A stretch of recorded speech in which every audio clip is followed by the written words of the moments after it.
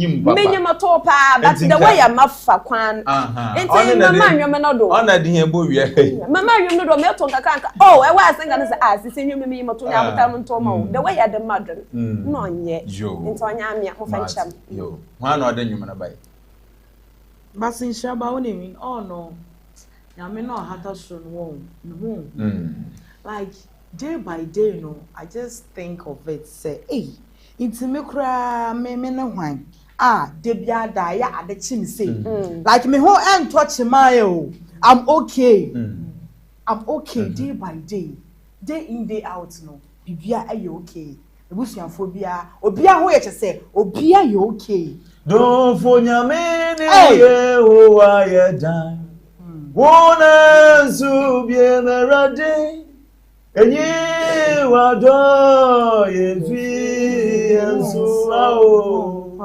mabro don't for nyame ni ye o aye dan wona zubie merade enyi wado ye fi ensu ao mabro don't for nyame ne uye o aye dan wona zubie meradi enyi wado ye free so ao mo bro for enyi wado ye free so ye mo bro don't for nyame ne uye o aye dan wona zubie merade enyi wado ye free me so ao mo bro for safu ye o sorry ma wa hini so trewiase Brevias yeto fono asi asafu yewa sorry Brevias yeto fono asi asafu yewa sorry asafu yewa sorry Nama wahindi sutreviase brevias yetu fono asi asafu oas anape yade rade na seda yade amar me sure that one day nyade tire mama sume di nyade nanso in the midst of yane ndi onye de nyina no Nyankopon we hu de yede ne na ase ena no ntonton ena yede ama and to me very very much out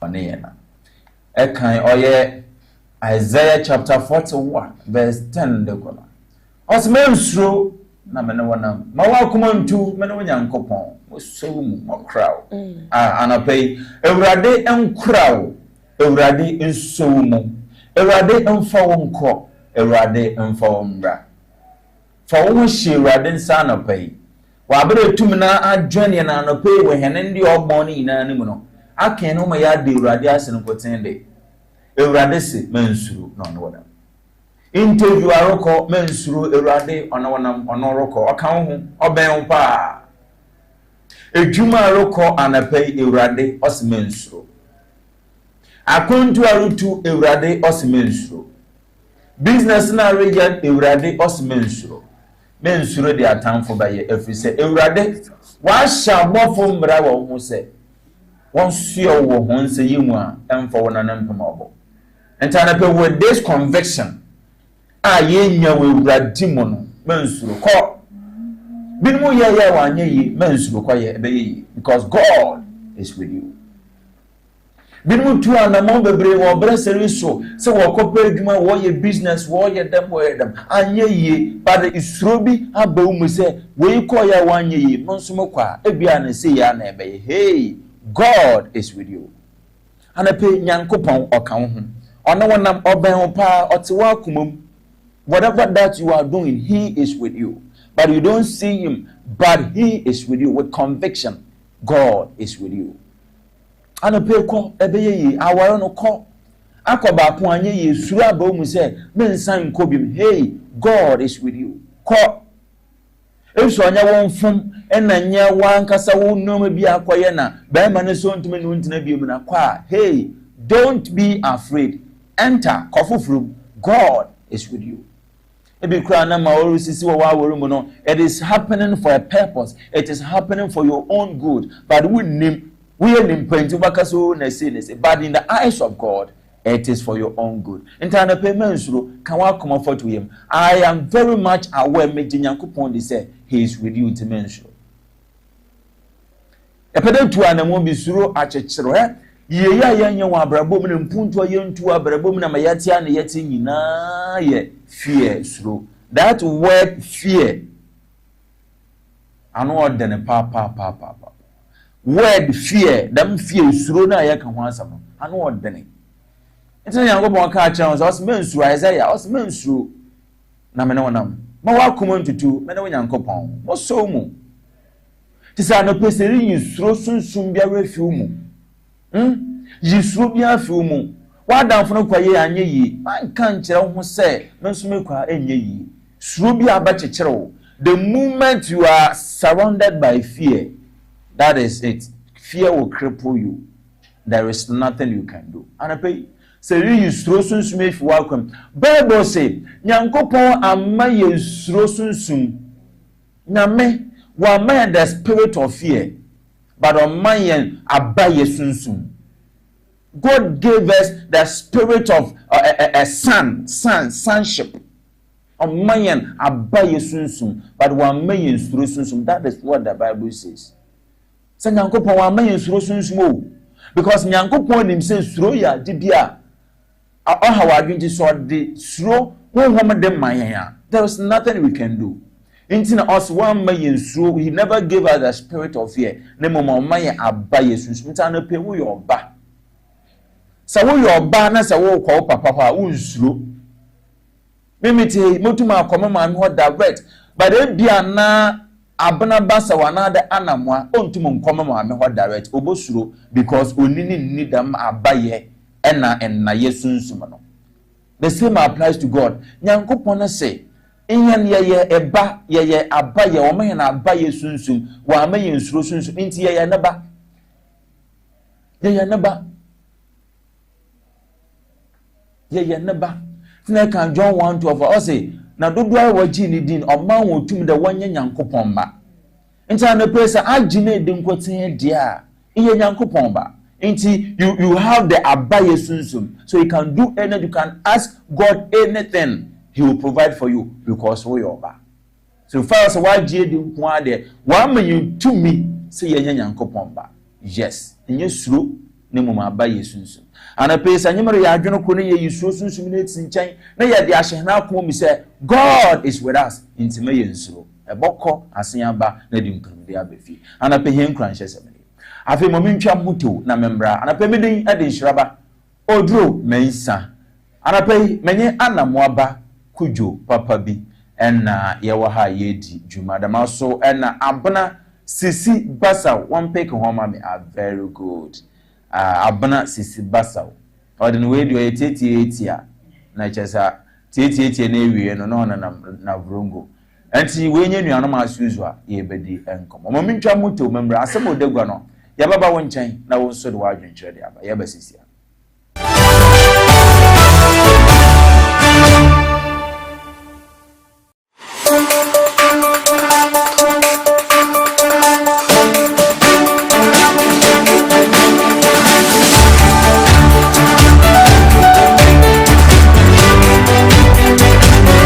Sansu yama wa kwa ba na pe ha PH1 television Ghana today studio if the mabri kopem de oye non du bobo na pe asem odegu a ye basraw na wonso actually wadwen afre na de wadwen kire e de abani young boy bi we di 18 years infishia 2 awotwe na abrentie ya abrentie bi a akoku wi phone de fi oya ne nyanko bi ho oya ne neighbor onye na te ban na owi phone no e na a police of nipa no koye report e ma a police fo oba abakire no was no kotum mu na what's no kotum no mobile phone no say what ton it worth oye 20,000 Ghana cedis oye 200 million and owiaye from a neighbor that was valued the value mobile phone na valued amount involved in about 20,200 million.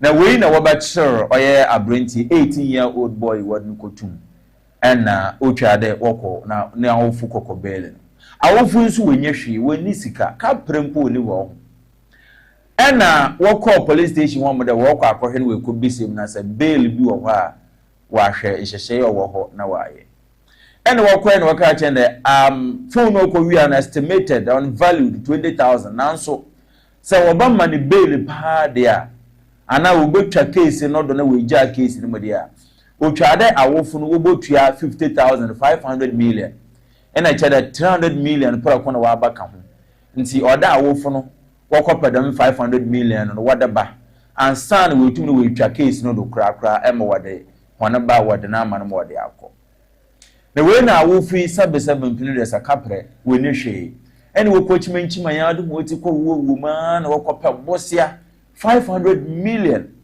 ene wado ko ye ene wado ko gbei wado ko bele wana ba na wo twa case no do na we abra vertical mo na mkwan do wo be fie no ena maame na opapa wo tu wane be fu de onhwe na wanya dam sammone ne biem na wonhwe kaya wa bo sabe me ya ye dimpo ye nya bi na ama ya akopo bi no bo se 500 million ne de bebelu da sabe da nkwa asam no momo ma ya nya dama ne biem da hwe kaya me abo sisi edwuma ben kra na ye koye ne da akwa kotua dam 500 million awofone kasa e kire wana adwun tu no fo ye ya na one or two na 18-year-old boy ya hoba konfi na asem o kan te na ofuni na de ma me papa munye di mu akasa mu kase too much wa 500 million na do koma police funeral wa hya mu do hya ho de obi a ya kwa akotue sika ya kan de ama police fo ema we yu ma chese ye ba no scan wa hi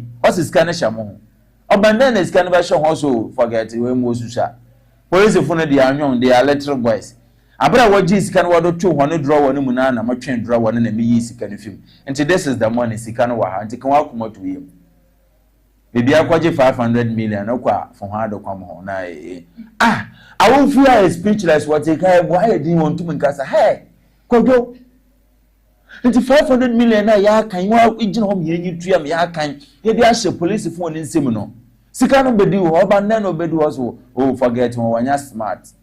What is said draw ni munana me ja me yam na yam na me yi tiskani ni monje mo fe nkotu amoka he paid the debt I did not owe I owe the debt I could not pay I needed someone to wash my sins away now I can sing amazing a brand new song Amazing Grace now Jesus paid the debt that I could never pay. Oh, he paid the debt I could not pay. I owe the debt. I needed someone to wash my sins away. Now I can sing a brand new song, Amazing Grace. Lord Jesus paid the debt that I could never pay.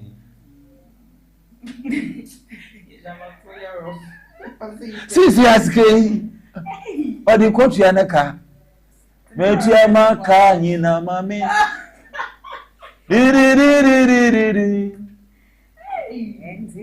nyako wabiem wetu ya maka nyina mami enti mendi obi kabiemo wetu ya maka nyina mami enti ebisase sawoni awufu ya na baye wa so be ye kono konfo ema tunofo na manyi sansam hu ne bie ma wakopa boze na abrantie sabe na skills kakra wo kro no bom no or the outmark just say wa ya police for no so na se won sa kan fa fan bi le na ya wonfo na den asam na baka akere no baka don san face kan come police for no ana da baje no boko na de kotu awoka asam o de gwa no benefo yentie mosoma na yenkwa ahoma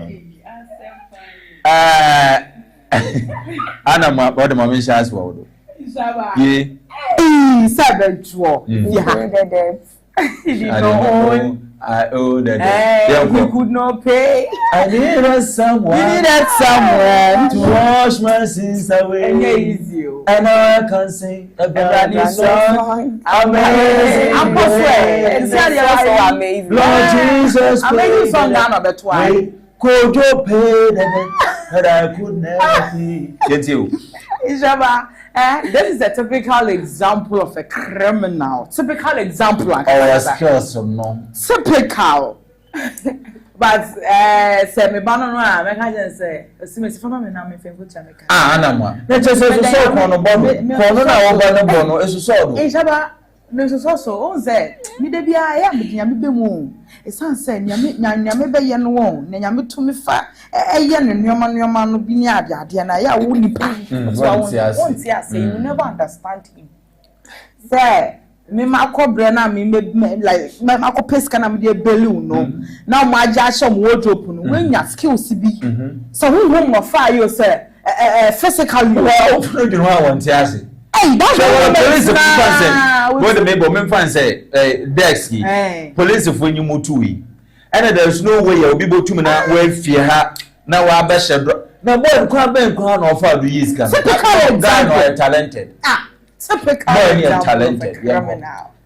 But no cry way ne kayedin papa ne shaba na me ma kobra akopɛ bosia we say me abi botom sika bosia kwa ba for dey tua kwa shaba 500 million the bend na echina debi meje ba you hear dia wan ya dia but asem na aba fuma me na mfe ko tua me kai wai na chale so ne shaba na asem ya be anka me kan je san fa san echi as why you can ankasa police for no kra no omu say e bia omu nim say low but omu nim nipa kra office ko they wouldn't imagine say sa 18 years old na wa badro wa be his can if draw ne omu realize such into no enye sie machi shaba eye bosia do bo na so sa yi but shaba say me man dey akonko ade nsaba David mo beje kotua woka nsaba meje kotua meka yo meje kotua meka abna we are tete ana this time on tete we are very short tete why I bet na kan tete ya na asem ye like asem for ya mesro he paid the debt time from he pays we cheni na but obi a etu me wie say phone awesome 200 million 20,000 abel no chada police for no one shushe da when e bit my for 500 million na say me tua mo obi an so di that say na on your police station e kwon no na odin bai na no ntum mbom akọ edudam me go wiade ene wode ma aba ene was adna me wie no estimated value 200 million. And it was before what your case and we made in order a additional 300 million to Aqua. And I able to your signature shots and a call. Do you come to me say what's your proof? Because maybe we are 200 million. What is proof? Proof the baba. Nanya police for police for investigating one found toward the door one half. That is why then I will realize that when you can why. Realize it. Nipa ba ko na okoho. Amount for cause how would you presume? Na me dey are very short. Me like an very short. Mama kan tete ya na enwa ye. Me carry pe be twa. Well, na me da atu ni kwem. Apolice fui enwa na wazi wona edwuma wo. What she shame your mum, what best shame. One found to waddle. But while I don't know, my bed the police station, or a Corner, to me your phone also 200 million. And I will bet you 500 million the wage. Ain't no what I realize, oh, then I don't point. A police of football realized the 500 million in a while. Now 500 million, you are than a hey, Alpha, we ask, Manfay, no, yes, she may. More better than ya, will be an answer in your court, Sabi. While police of them, Mawajo, and Chana, Nature, will boom, Papa, question nature. Oh, and the man, but one day you know when Bill now, one address one young shine, a young common if ye, na young coach show me. Neighbor, announce the phone lines and a person came in okay, that's a photo. So, mammy, we are not announcing uncle. More than the hour, but 1, 2. Oh, then, na men and now I will for work at one face can uncle. Oh, we are way to me, we are the awesome 200 million. You know the police station. You are what you are never fear. Or tell the coach on 9 minutes on your on the to me, Adam. Not your dog and the map, I fuck a 18 years. Never you never to me, I don't put with the whole Ghana, you to me, John Kuti woman on your central regional, the whole Ghana. Boy, a talented woman. Papa, so outsider, and Kobotu will make good use of it. But Ghana, you know, constitution in Chadam. Okay, it is our Brutia and Kobo for security. May come at now when Castico, Benjamin. Mammy announced me phone lines and we are about you. 0202381111 0202381111 and a 0540 25 25 82 0540 25 2582. Portable to my Bahomano, now said the wagon chair at the Abba. So when you are wofuna and Kadan and a Ebaye. Ebama Obano and Yina, ne Papa Nakaho are returned is Canada, the Acoma police phone back. Now I call Brenna, you may go to 500 million. And now so day. A discano modiboko fee. Now a discano coachia waka, Obosiana Coboeno, a de Ako Akotia, and I was able to my Bahomano. Na Edward Wincher Edia, but faces it to you. Oh, yeah, we're betching. We're born with the Sikano or one because I did Sikaya, the film per return, I'm will be edging this came when. Well, in Libby, into your banana for them, one. Men from first color. Hello, good morning. Hello. Good morning. Morning. But I chose in a baby if you are not paying. A German, it's a shanty. I don't know about it. But we TV in I didn't come. No, you see, Mia come ma, a planning sound far, and then went from Kushi. Come inside your police station. Come inside your police station. Now, as you said, a plan of us with you. Of us, I said, banner the church.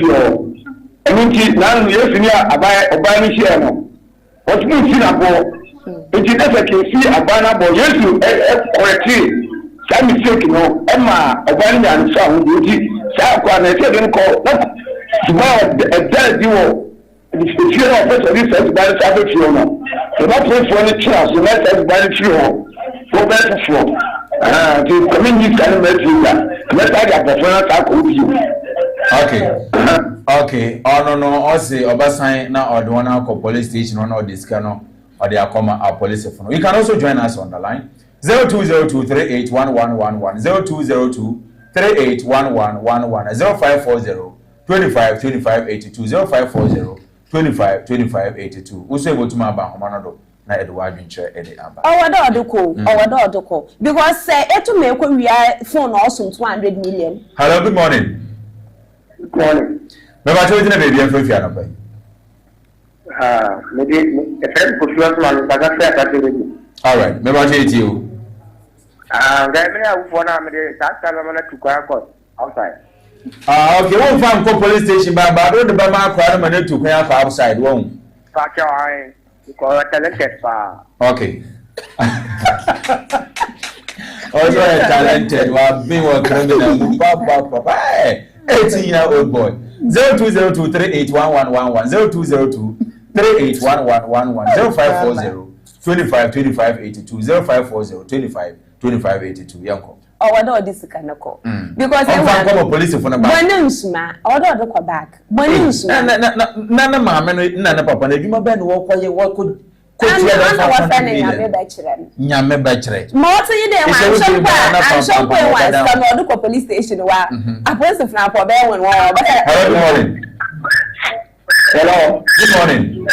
Good morning. Baba talking a baby, I'm going to we didn't claim to the successful and answer for me now. Very well, maybe I say you. I could have talented a good. And no crack on first can call police if no one I want fan coffee. Oh, one fan coffee. All right. No, we are what you have happened in you now. I didn't 20 million now. What did I send you? No, I can't for 5 million and there is one part. You that's it. Yeah, that's a papa.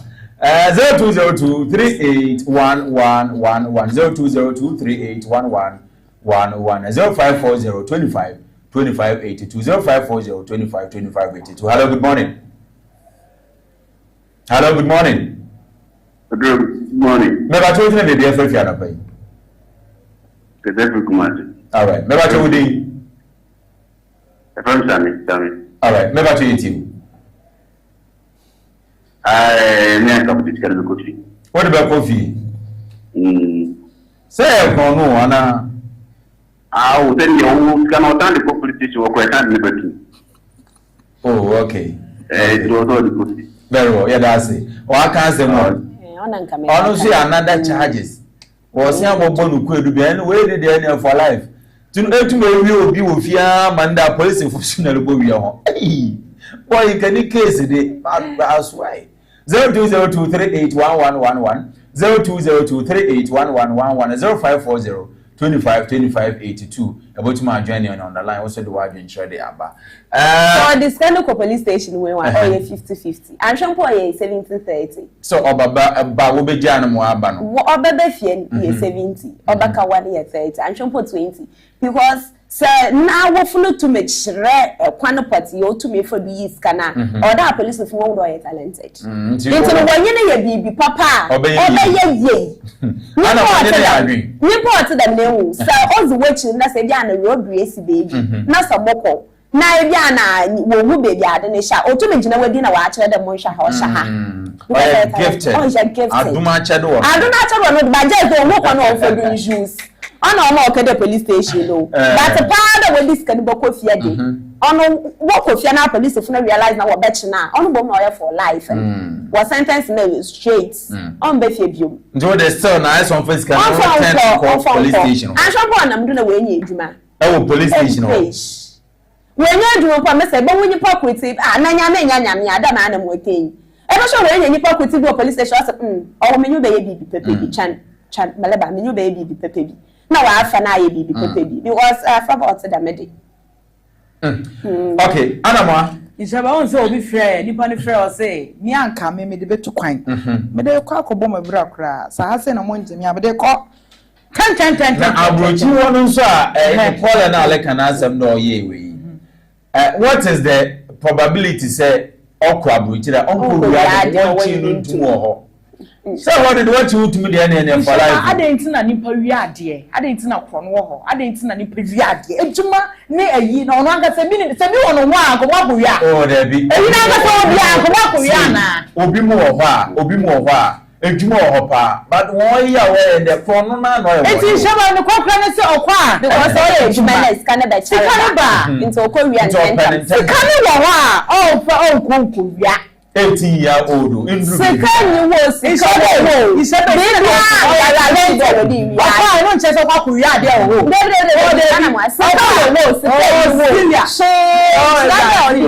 Nothing guaranteed. Said I won't sorry, I learned to be that or qua and you from Akobo. No, there could you Juma in your shout to Moto. It's not for more. I didn't know. I said you was a charity begins at home. Areas you found us 200 million. Misura in there.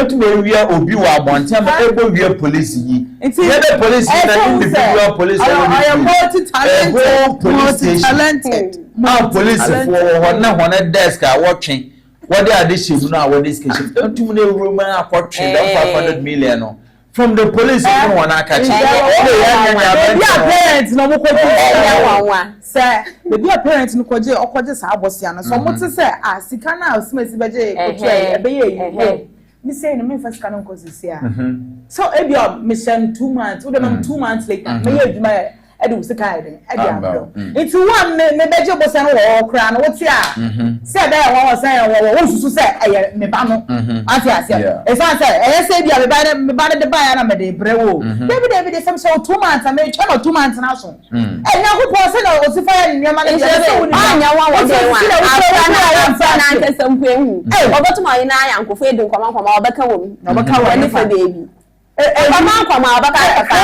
criminal person say you come out David come out no problem so me say me fa nko nyanya ye ma dom ma ko go sia ma nyanya ye ma dom that moment good morning yeah the patrol didn't be there for you na pai me dey Benson I can see in Swana Benson ba be enti oh na can I say 500 million 500 million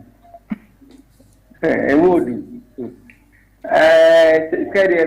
media I can be to Koyo come from police station oh there me to Kakra for go craft for black never na several police okay yeah that's it on so send no mo tu kwa 1212 on time on police case you call can cry it doesn't come in because you never saw me taking the money I mean so police one over police station or doors right and how would you as a teen says can I am fire a police of an friend one friend a young ma wa baka fa ho articles we in article we in article bia but me na police station home and discussion home bro me me you know be ehumi o and am this kind of deco me dey me believe na say ko ha ho me fa nko oh but I'm fine you are talking from Mora onye Mora nanyi me da wo pepepe baby am no wo dey deco because I'm fine nko na say o ye da na wo beti o gbanu nsumo o ye da na wo beti wo bohu the misike ya wa ayo 500 million bosia na yakopon aya adoma na police for won so na ejumanyi no won so won ejumanyi na me fa nko e da na wo ye da na wo benya CCTV camera could you around oba capture me baby on capture bibia ye da na on capture bibia o ye da na wo be hyehyem wo bohu wo won so a wan kasa mpa anko report wo na wo na wo jira on wo wo na ya be ka wo jira wo ehu but that's categorize there gifted smart talented that is it guaranteed so what kind of gifted into what for woman you wanna you man abo on American or 30-70 and honestly it depends on the way the work will be explained or the work can ye ma oton na aso mo e dey kada na meba na say we 200 million no ye be ras kana ye be chia sa na wa sa na ewie the miska no so onu mpacha da wala ofunu pa ma ya ta let's go by what the viewers and what the buy 5 course our ba so far no nimu anan was a abrantia no ma on fasika no fan return on police station what ja on fan kofi me no cry was so one uncle botu kwan no dey akọ amanane so majority carries the votes akwane is so talented nti ye dey AC yes but I won't no problem that ye dey AC I won't no problem if a baby or to the man you will problem e da amenda wonye no ho adwuma yi on fa no compare whatever prophet Boabin prophet Margaret so of mame odifu Bob Brimpono or the baba was it I wasn't one you mate enti apostle din bi anka ho de o kan apostle say those enti won nye we ne won fa afra no mfa wura mpa bobwai na we de da no ode ne it just make you have police for drawer etum na akwatwe sika no ya na boy we say you na serious are you serious now 18 years in pony 18 years undru baby ampony na say we dey do better there say na asem na say kra wan hwe ne ye che do botu me wiwi anka na ma no pepe ya bako academy ya amen I'm telling you because all right enter bushia me dey say no way majority carries the vote into we are going by what but me to me me so ma adwan me tell say in the first place oya money first of all we dey care committee oya money onam do ma wadna kotum na nyame ncha we bail no eno no another criminal we in issue as also committee another criminal by stealing from the police station and also see a money etiamra to say if I will follow but na sidin na wa adwunu ye ya one win ye no one return is kind of back na I will follow for police in pain for nkasa na one pound chow because my meno ejitum na so this kind of the police funu kra bon na I will follow sabe mpeneduasa we ni papa na adwunu mu to because only enti maame na papa no hone dwuma pa wa ya wada for na aba no this kind wada aba no kra no botum kra kan police funu hona akomada because of awo funu hona papa ena hona akomapa no hone nyimdi ne ho nyansa enti fa afra no kwa na mom won fa ntina ase ne won tunofo won fa ne shedem na won tunofo won twena so anaso mpode awo funu mpene na police funu won lock no so we dey 18 years we botum de na to one lock and one man be 7 days into custody na one function also no wenja na monko instead of what botum ewo embra na kira wiade the number of years what botum no when you on mfi ho na mom for the what na so ma oba serve as deterrent on for ye bi no one for ntum just 7 days na one twena so na me sure of him pay 7 days na amba mayebie go and sin no more yeah but the posted when mpoma mo yard na onyewe the posted never has no record your it's always serious I wish I may enter na homra ya ba sour time or the oil spotted between no or the bro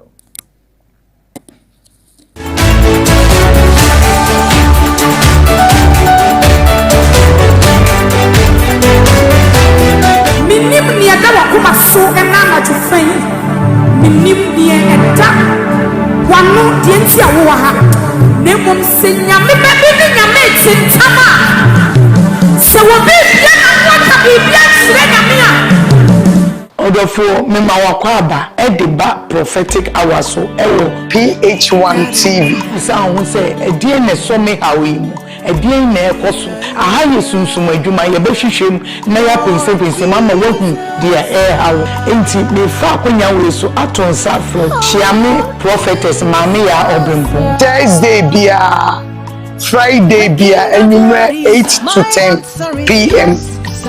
Yes, sir. Whatever you say, dependable God. Oh, Gigi, dance it in a syndrome. Have your way, have your way. My champion defender.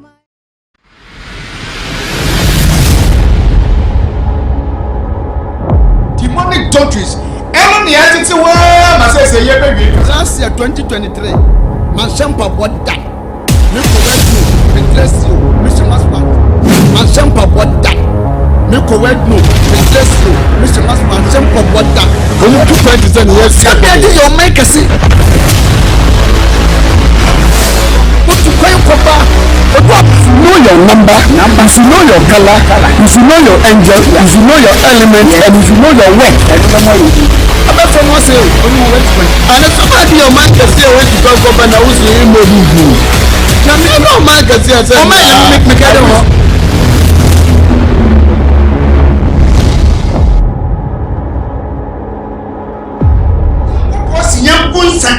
Yes, Shayako, it's so bad in the yes, oh, we didn't do yes, we did. And the same, we did, and the same, we did, and the same, wow, we did. Our baby, I will gain on the way. So, what I say, that is the GDP, our movie, we did. In the name of Jesus, and who is mentioning the name of Casabiabu? Everybody, no, he's not mentioning the name. I don't know Casabiabu. That means the one.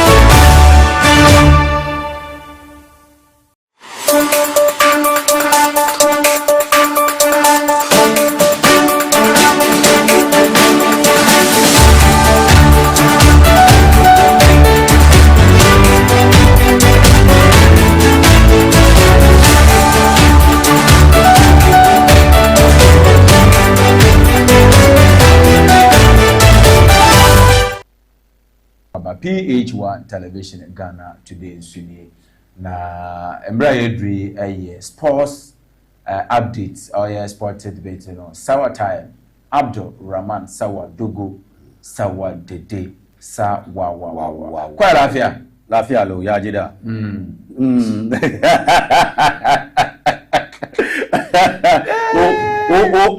no we show I formatting as never I will tell no book video yeah tan medem wa yes my house and English it will read English na the compare that be ala yeah masia be I boko yeah and the hu and the hu na mo ba ya anyen onye de bia nso na yes yes but then some ho papa me yeah me rahu papa for what purpose asna asamina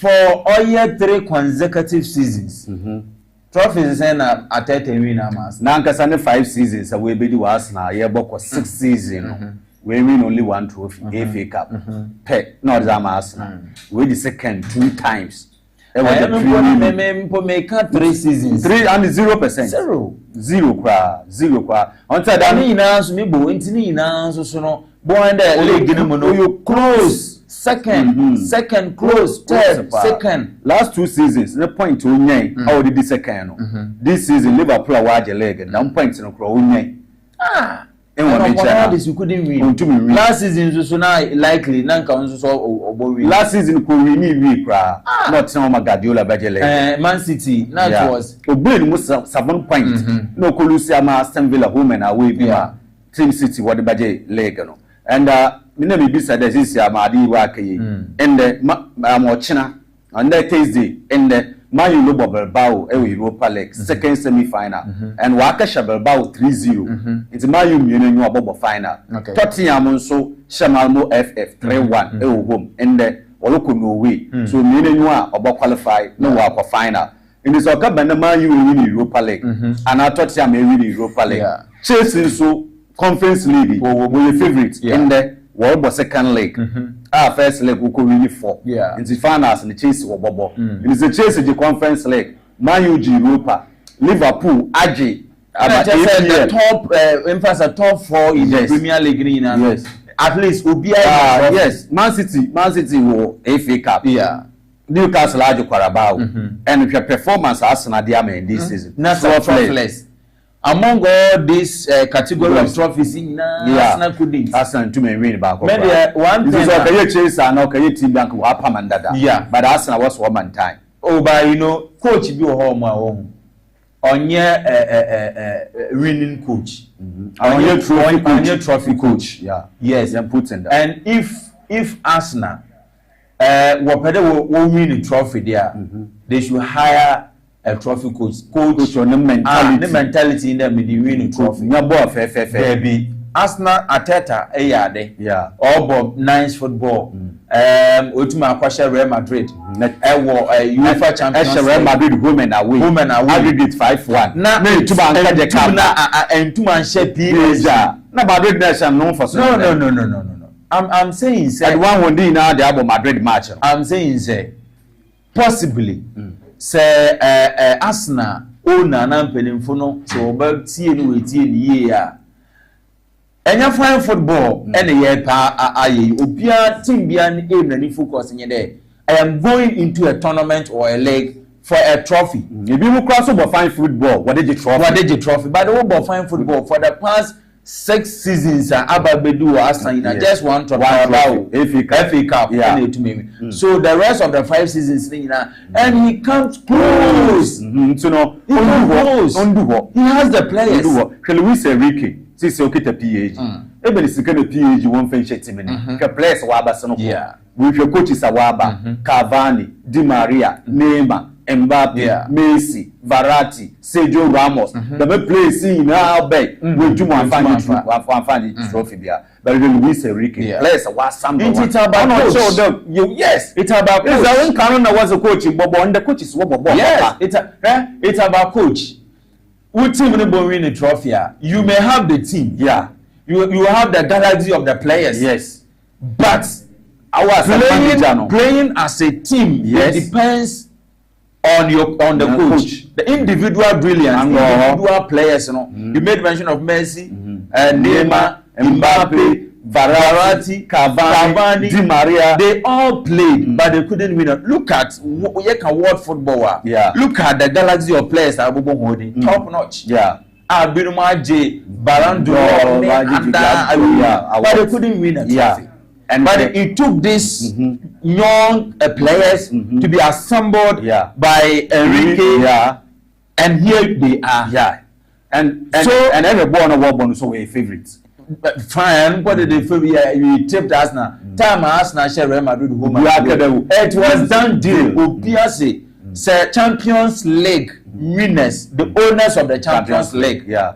Real Madrid next year 2 million action home and away there. Then the likelihood is definitely no Arsenal will win. And even the last 4 years, team will be Real Madrid if you are not the Champions League. Very good. So here we are. Yes. Here we are. I'm in the midfield of the coach and some yet. That is it. I tell him to Mwasa. He has the players. All players, at least. All players from goalkeeping to attack. Everywhere. All the departments. Everywhere. He has the men. And this is an also away from Kudus Mohammed of 70 million pounds. Of a player, 1v1 situation. Yeah. We beat now. But all strikers. Front three no apart from Bukayo Saka. One shall Kudus go Kutunu set up. Kudus the baby team no kwa so we no writer or Bobo because Martinelli in your player Matuma can there or better than Kudus. I shall so see the miss is okay. But Martinelli 1v1 on 2 and that Hakim Ashraf for Unify game was a son. And above be a Saka no position or untouchable. Ever number 10 position wow. A bench play bit that Martin Odegaard and Martin Odegaard the crown 2 sambu 8 position in the Kudus tumbu 8 or tumbu 10 in 0 so Odu Wakwana be assured the Kudus any in him will be out in 0 what now or be a good addition now Kudus no any progress Arsenal by your day is Arsenal Arsenal material Arsenal material how Obono ball when Arsenal Bonaka the Barcelona type of style. Yeah. It's Barcelona de La Mia. Okay. No ball or bono. Or similar to Bukayo Saka. Okay. And this season in Europe, teams are ball possession and when you're high possession pano Barcelona Arsenal what the second and this performance in the moment to the American name to me trophy into a feed there or trophy winning coach elsewhere them to me even Bruno Kwana you feed the safe game Kakra I'll look at Arsenal Tibia Naka me feed trophy and on this note if you soon some more but we know just 3 minutes paper so what time no in fact what time now yes red and white my for I won't see them shake. Fantastic morning. Adope yanda Ghana fina asiye papa the ye to yaba kansa ewa Ghana today. Aguzu in some kakra yensa kano na yeze brown beautiful. Now what's your sour time. Intimatena say if you some kakra abochi meme some kakra na maboa no anope and when some dead meze brown mamenda A+ ase and afi Francis Logi down pay no wasn't summon egun katado ema sawado go sawade de Abdurrahman meze when some papa no meze brown afi champion amankwa na yensha se enda no pay yemfemfri phobia de phobia bobobo haso folk edano wonya sante kotoko Ghana Super Clash match no oye goalless draw obiare wentum wanshebi ne ya atete the House of Folk woni coaches bi hyesumaze a wonwa twetwe nkomo de ebia season owiepe woni dam coaches no woni won be yedwuma anope ya mamertin de has empanyimfo woni former kotoko coach a wafan Maswo Kunedu woni retwetwe nkomo pa de bibia odideye ya Maswo Kunedu oba be head coach no ozamophobia yenwozechi mo be film obebebia one trasian Jazabamawan Ghana Football Association President Owura Kurt Okreku na wetum wafre all the juvenile national team coaches no only one aye meeting na only one year no also open kabom open collaboration na wetum wabua ama Ghana youth football development no wetum wakoye oye meeting na FA President Owura Kurt Okreku oshe juvenile national team coaches na only one year anope yaza wensem Jazaba on the 20 AFCON or Rokodo ewe Egypt and Mwantendo na end 6 p.m. Ghana on the 20 Black Satellite yenye Central African Republic ena yebo na coacha wafan Desmond Ofe na wabaka chayan the end oye very confidence de konibiado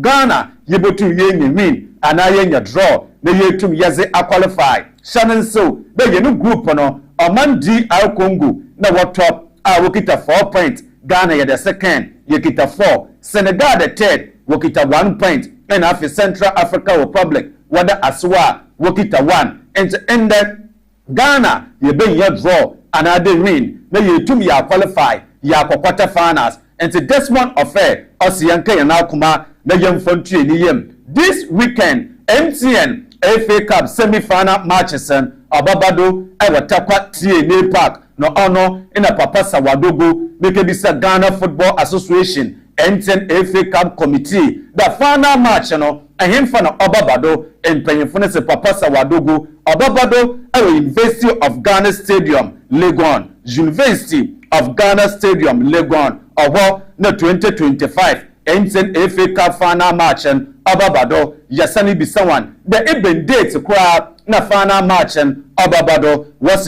June 15 2025 June 15th 2025 na MTN FA Cup final match and Ababado anope ewinsem Jazatu nenyim after regional man kwa enyimunko aya House of Folk goalkeeper Benjamin Asari Osanso Black Stars number 1 down here Black Stars yebo ye 2 matches o keep clean sheet no obe no okofo trotro em social media enkofo kase pa no ono na endeda Alhaji Sedu Agongo Class Media Group or CEO wache Benjamin Asari ka no do television no do aya and the House of Folk goalkeeper Black Stars goalkeeper Benjamin Asari on foot trotro bill says ya win your private car Class Media Group CEO Alhaji Sedu watch a brand new car on check Sawadogo Masuma car no baba na wa ye nsem pii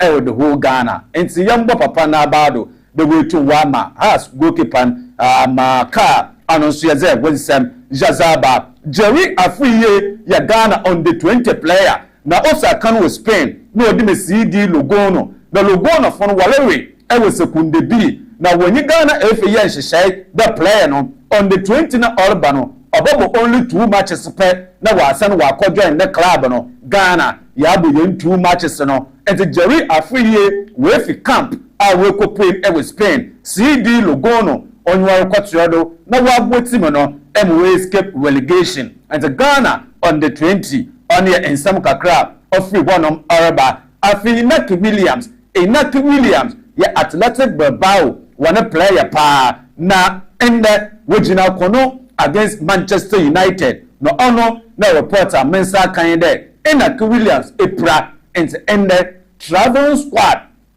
Bilbao wodikesha Manchester United Inaki Williams wentum wankobi a first leg nso Bilbao wolusi by 3-0 yebo hwenyim da ende match mbobefima obebebia no Jaza Brawana anope yebegina yido na efiensam kakra yensa aka no jetum yezesi na abochimem ensam kakra Jaza Brawan na yewom ewa abochimem endeda UEFA Champions League mamonhwe UEFA Champions League endeda no ye Paris Saint-Germain against Team Arsenal matching Owurei matching Oyedel matching Oyegagawu gaga enkowiase na Paris Saint-Germain win Arsenal by 2-1 first leg no Paris Shakor ema Arsenal entumante 3-1 on aggregate no Paris Saint-Germain a qualify nyame yaduma 31st of May ewa Allianz Arena Germany owo na final match Orbado oye Inter Milan against Paris Saint-Germain 2024-2025 UEFA Champions League one oji obaye Paris Saint-Germain a won jibida Inter Milan at the Champions League 3 times one obaji e won some oba one trasien Jazeba Brown na in the UEFA Europa League semi-finals second leg matches obabado Fiorentina webeshe Real Betis no betai pa na yes okay aba Bodo Glimt rather champion amankwa medawase pa webeshe Tottenham first leg Tottenham will share basa ema Bodo Glimt whatso mokor in the 7 p.m. at Old Trafford Manchester United when you Athletic Bilbao in a wabobo Tirama Mekano first leg Bilbao and Shebe and Manchester United was share kawun ebasa in the Kuya Conference League second league semi-final matches obabado na Chelsea was Stamford Bridge when Jagodin in the Wobeshia first leg Jagodin Shakor and Chelsea was share kawun anan in the Italy oye Fiorentina against Real Betis na first leg no Betis will share bien and Fiorentina wotsu mokor into in a second leg matches obabado our conference league pay and one Jazaba na Bendito Montato Manchester United assign no so June 2029 in a Bendito Montato obesa kan ozame team Manchester United one Jaza to name Ronald Arroyo ya Manchester ya Barcelona one captain na Arroyo no za to name there a kiane ki a konibiado team Barcelona ben the next year next 2 years next 3 years wabeje je Champions League na wada abodo osebase team no we young wo susa and this time around one year ya next season next 2 seasons Barcelona botuma the Champions League on your Barca captain Ronald Arroyo Nensam kakra on Zaba na Inter Milan we show Manchester United red card pa amania no kita goalkeeper Andre Onana no watonenzima Manchester United 50 million euros no one Inter for no worker for goalkeeper Jan Soma as free agent 5 million euros na goalkeeper Jan Soma no only Inter Milan a qualify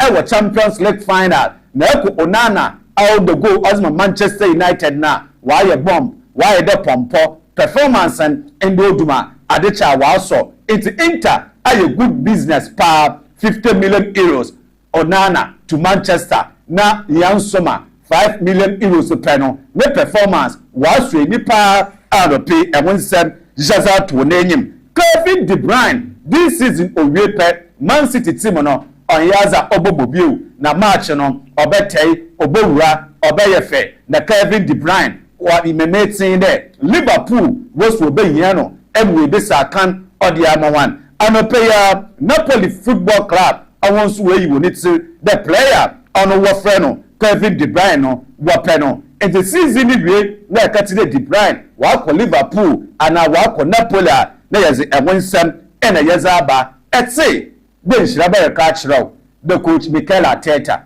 ne performance no onye correct ebufu na waba na every team Arsenal in fact this season Arsenal aye bomb performance Arsenal wade mahen no etefu na na ye show FA Cup Arsenal ya out Carabao Cup Arsenal ya out UEFA Champions League Arsenal ya out English Premier League Arsenal ya out trophyless Atete ntuma anje cup Newcastle aji Carabao Liverpool aji EPL Man City beji FA Cup Chelsea wa beji Conference League na Man U so arre waji Europa coach Mikel Arteta upon the investment trophyless this season ayako social media amount so Arteta obeya wonyi nezi ano pay mejina yido na nsam kakra mensa kan no metum mezisi na champion enshiraba obotweda wetum na watwado murkwei na mencha Uncle P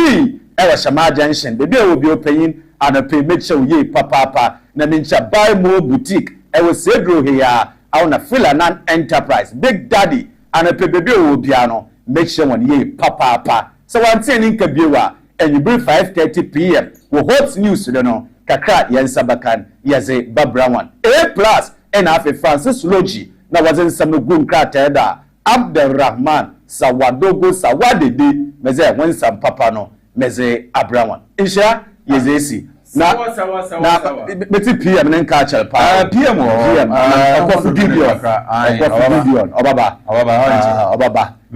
metelen ka chel pa no me nchia no anse fufudi aye ne de wo fie fufudi bebi awon ejade bia dwuma wo ho ejade bia boko na dwuma twe wo ho fufu nti no ntuma mba fufu nko a wo de fufu tim Gideon ope fufu enwa bese fufu nti no ntuma mba ba no ye funu so nya bodai fufu nti no na Gideon nyim fufu nti o mana mka kire fufu nti enko do baba fufu nti na ando ntuma mba na no yo ba ha o nsheda onye fufu ndi ne sa director wo mo ne fufu edi yo mate Ese Gideon ye chiawa na ye chiawa na pe na papa takradi speedy recovery speedy na brother ya na brother ya afeno ya na brother okay fantastic enti sawa mama na wase all right na yenwe Sunday so FA Cup Sunday FA Cup na break room Chelsea say do back in the okay the tapa ye bohu me ko Zito ntume win na FA Cup ya man na ya pam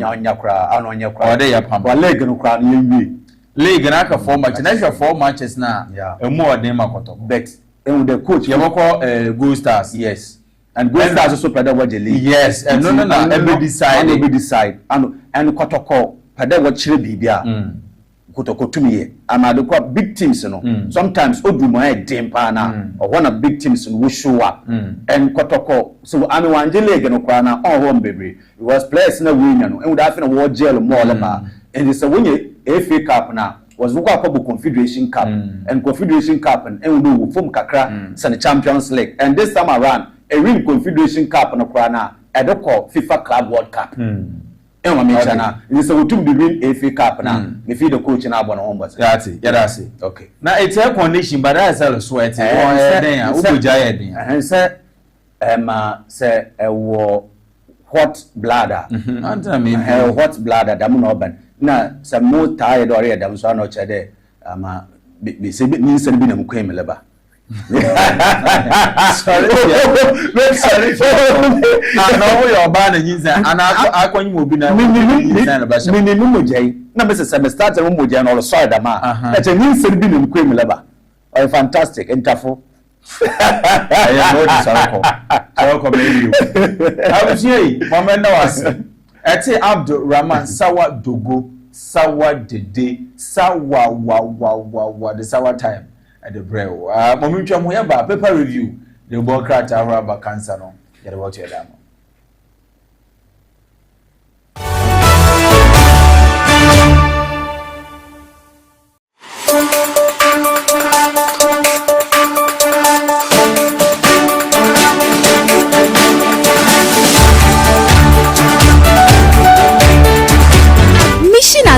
Admission. We are JHS and I say SHS graduates. Nasi we need jinsem chosuku pa ho dia. Eni efroni chemu ewo PH-1 Media Training Institute. Omo eya courses be to say TV and radio presentation, camera handling, 2D and 3D animation, graphic designing, marketing, MCR, NFA, sound engineering. Omo wo achreche of omo de odo eni abotire extra there. Na omo wo hostel facilities ne sentino. Ufie chichi anase benche ye kwa. Ubetimi aba beto wo forms. Na omo lecture time weekdays and weekend days. Na attachments and so there rest assured. Omo ma special packages for first 50 students be enrolling wo school mu hon. Ubetimi ho mo twa kwan ewo Aguna Swedo Liberty Junction. Anase ubetimi from Ahomatrufo iso 054 025 2582 anase 055 929 9482. PH-1 Media Training Institute say where talent never dies.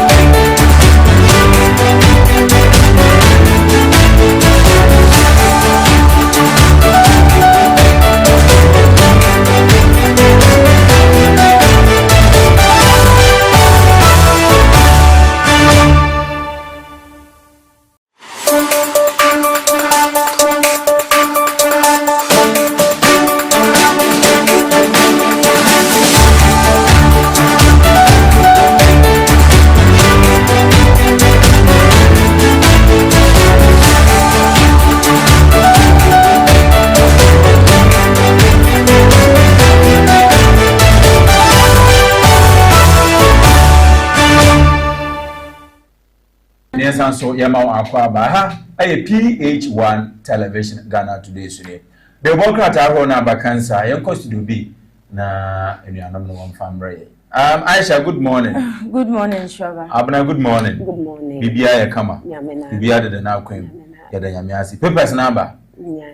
Papers number. Yeah, papers. All right, you're okay, then I should do me and some small good morning and some small Aquaba and Frembra. Your super duper television DNA PH-1 TV. Ghana today soon song say yatna se na cha say ya de do brakata no emu pensem no so e de ebosomo e wasonjo kwan so dia na do brakata e kromsem enda anapen so eye daily guide nti daily guide wo hwa katafa etwa so miensa nam kwabna eye edubu aheno so eden samba kumenu so edi aboto abontire Orizima ya watu abontine se na wasifa eyiyi nsamo a ta se eno ekwo edi amanu a na yakeke edi nsem bitutu se we ya state we ho nsam sikane na asefo no waba abontine abaka se no ho enim bibia ni wa cha se no ni awon kaka etoto no so no ewo mu na wo hwe ensam a wo yi ya de ato abontine da fo ahwe menya asam keto a wo hwe daily guide ka tafa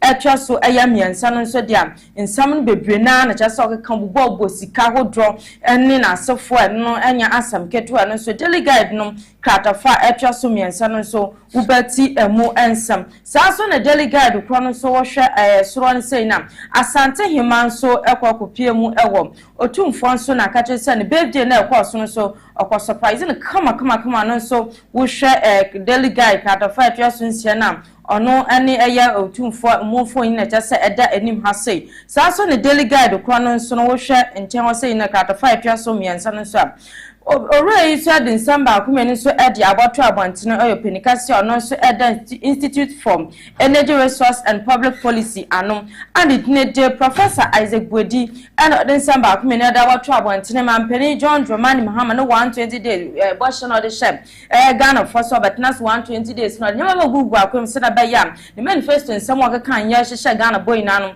Obedi so na way ena Professor Isaac Bedin so edited yourself mampeni your oba kan ye nsem oba kan ye no ina oba kan ye ina no se we just we feel poto bo sure de share Ghana for on manifesto no mu na asefo ina or say we feel no ogina nyema bi ti sem anti corruption or say oba hwere katahye pro ye na asefo ni na esunso etumi etwa o man konkro Ghana or say ohwe ne mampeni ebetena so no 120 days mu no just say ohwe ne ode gugu akwemu entumi entu katahye pro ye enso asim insem bebre na na just ogina so kan say mampeni we feel 120 days na nso awunya daily guide katafa etwa so miensa no eno so ubeti emu ensem sa so ena abrante yesusu se ode koken so ebowura kotoka airport no eno so ade Accra circuit court so omo so belu no 52 million Ghana cedis ho nsam no so unya delegate katafa etwaso insiano so eno so ubeti emu nsam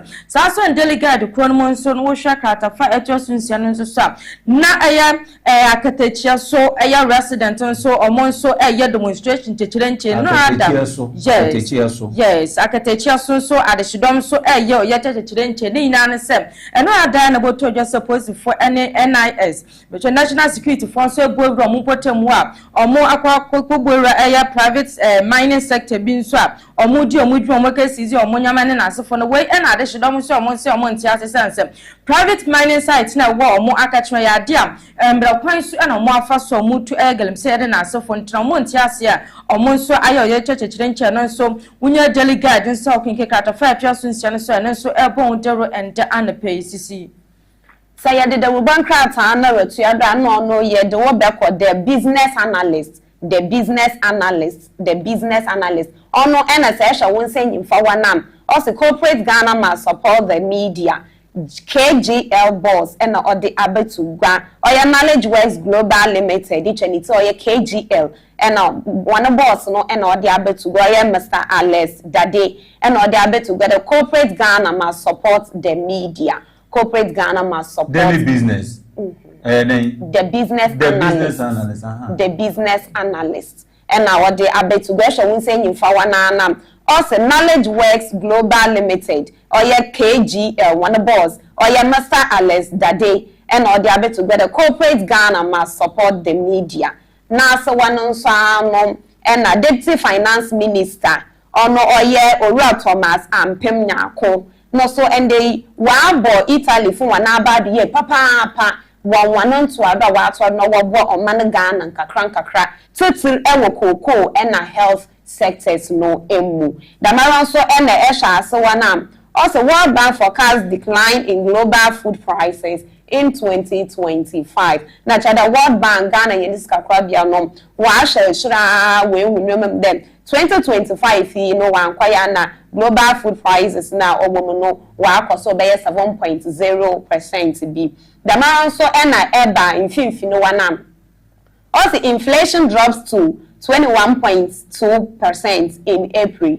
Or today, Ghana yen inflation no, wabra bosoma or ye April no osi no, and other wa drop it about 21.2%. Not sure one no. Maybe inflation no neoma no boa okoso another oba no.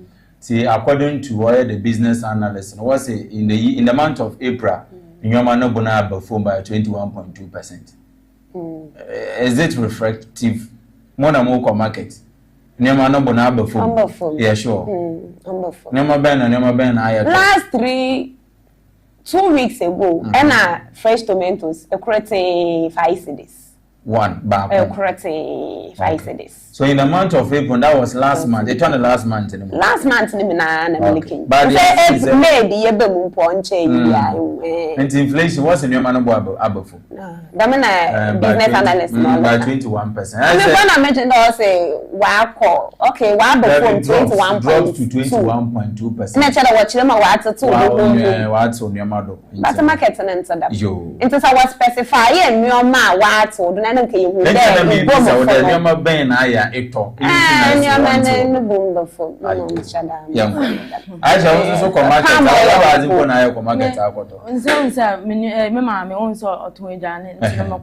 I think beans. Now, one olunka no now your tono. I think it's 100 cedis or so. But says what month today? 2024. Month. Okay, month na wokano. Month I think say last David last month. Last month we make last month yes April make market being says na drop akọ 60 Ghana cedis. Oh sir. Yes. Before then no 100 before then 100 cedis. Olunka ba 100 cedis says 60 cedis. For now I think that reduce really. Yes. Oh, okay. And then you may gallon back on so now the price no a cover 1,000 something. But it's so yes, 900 when you be at all. So now it on watching. Out on watch out on. Yes, in this and a corner 900 look but I'm sure. Commodities it will reflect, but depending on what you buy, tomatoes not all right. Okay, apart from tomatoes, in going to go be account. Very well. And see them no work, so let's move on. Say the original business analyst also first 120 days focused on building a just prosperous Ghana. Ono na mampe no tinegwo His Excellency John Dramani Mahama and all this me to go also the first 120 days oba abenumuno 120 days in the how many months in 4 months yeah. Into from January to January 7th Deba April and Deba May count. There be May count so January, February, March, April. So 4 months. It ends at April. No 4 months, which is 120 days now. Deba Benmino. Also, my next mo point na manage into me doing na day. Oba ya o man Ghana ye. Oba mo man Ghana we see ye. Dama obiara resource eno Aisha. Okay, then the wakata no and just say you so yade esomo e wasumje kwan so dia na ma mentia so enfema so dia na Supreme newspaper and na ekrom nsemu and da anape wo hwa Supreme newspaper enim ha say na katafa twa so miensa Ora Samuel Abujina Port which I send him for in just said enim ha say or the samba kumenu ade aboto abantefa chip embedded a passport no Ochemwa akwamia nseni sifo adwene se omo and omo de sign initiative etesa ade aba abontra sim sa initiative no was made by eya nana adedonko ekufuado ono and just say other sign initiative na de ba ye ntunu se any sifo mo abana sa chip embedded passport no mo de aba abontre na mo kan se ya mo na mo de ba ya de anyam ho the emom mampani eya nana adedonko kan mampani ono and just saw this eya enhihye etesa no de ba Aisha kwabena edu buahini ole kasa o yes sikito oyi ole kasa papa na kasa ensem ole kana oyehu ensem ole kana oyehu papia no aba asami a wose sebe mpinaduasa ona no wife wa bo man no kro no ema no wonsam no beye bebre ema wo chi no kra mamso wodi tini ni ade a but the pele kasa then some more can that them 51 million Ghana cedis no or the man or President John Mahama and some of them are you kufuna was over running same so yeah there also 51 million Ghana cedis or the man or Mampeni John Dramani Mahama abra or the talk hard the man Mampeni Mahama for oil 2024 campaign you know or the talk cast or the man abra opposition. And see the Mexicana was waiting my work and no. What the year NDC party na no adwuma.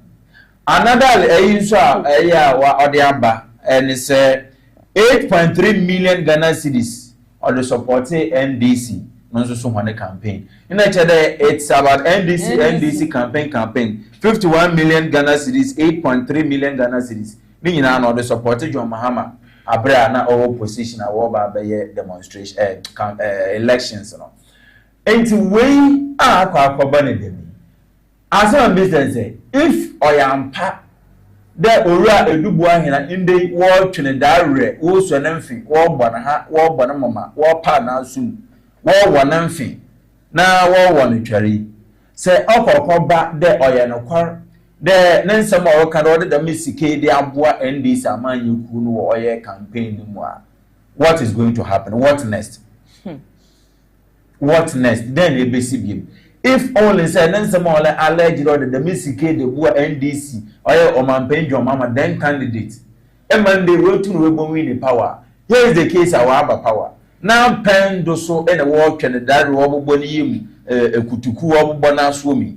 So if it comes to a conclusion say no clear ni case in wo be ne den will the government still pursue or the attorney general or whatever will they pursue oye edubu ahini case ya na entina say amanyuku na sare ye wa manya same ye wo campaigner make sure that why we sika edi ye wo adwuma because if you for businessman business sika na for individual at the end of the day eba power chinchina obepede award in a contract chinchina or the baby de share meanwhile this is a code of conduct your man paying one. It is stated clearly in it to say sound the porters zamane whatever no conflict of interest and it should be out because ebiana inshiraba me wafanye your mama na menya nkwa only a campaign and ebiana moboa no talkers be 3 medemano right so chinchina or there buy now by power no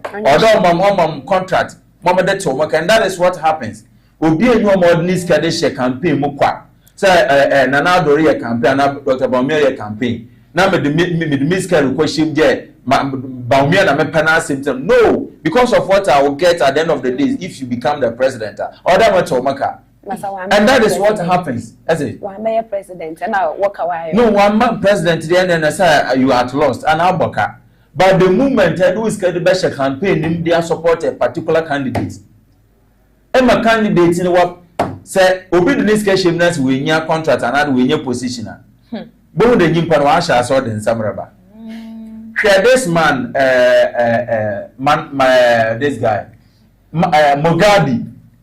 Mugabe Masi radio good I hope you know him radio good Mugabe now say Mugabe NDC typical NDC typical on I Akugan I think perhaps 2016 there about what baby was at the stand to be corrected and walk chi on Akugan and the Muntie 3 them go for what Muntie and walk can 7 and MPP power and watch the home to Monte Muntie 3 wagana Monte Muntie 3 you matter anti Papa Mugabe is strong NDC Akufo ne pano or Akufo ne mfimbo point just say but man paying Mahama bayi onya appointment onya position bia or san so bo other journalist for what won kwato ho ma party no obobo ina with these are the people we fought for the party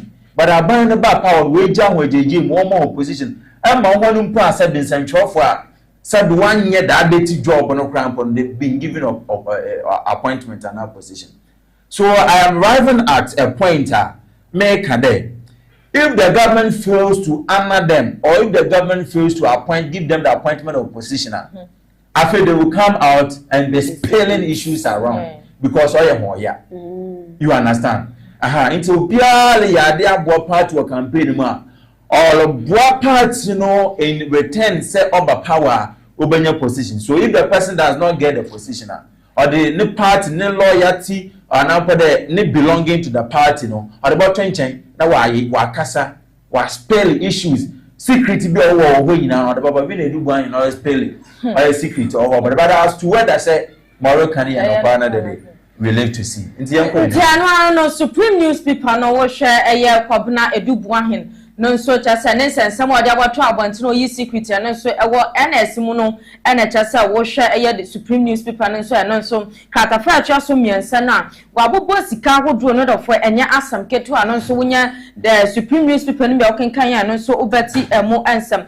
sa so ana Penicasio no other community water and sanitation agency ano ayam Sylvester so ko piemu enso ewo at the shidom mo Akate South na ne samba kumenu ana odi tudua the shidom ko piemu ewo mu potemu a enso akwatwe ye papa ewo mu akachem inti opani ade nyama gugu akwem abro kwasra mo no sem obobo na chasa enso a chasa akwatwe ewo mu potemu no amon ensa akan so na bia so etwen so akonkan ewo mu akachiwo sa so ana Supreme newspaper kono wo hwa so ense na say Ghana to host major horticulture expo in June 2025 to Ghana yankasa na chase bo host na bia so etwen so akonkan culture rade horticulture horticulture na ke horticulture Mantini yeti Nanka no ka say I just by the way me da so kwa Supreme newspaper o share Supreme newspaper say now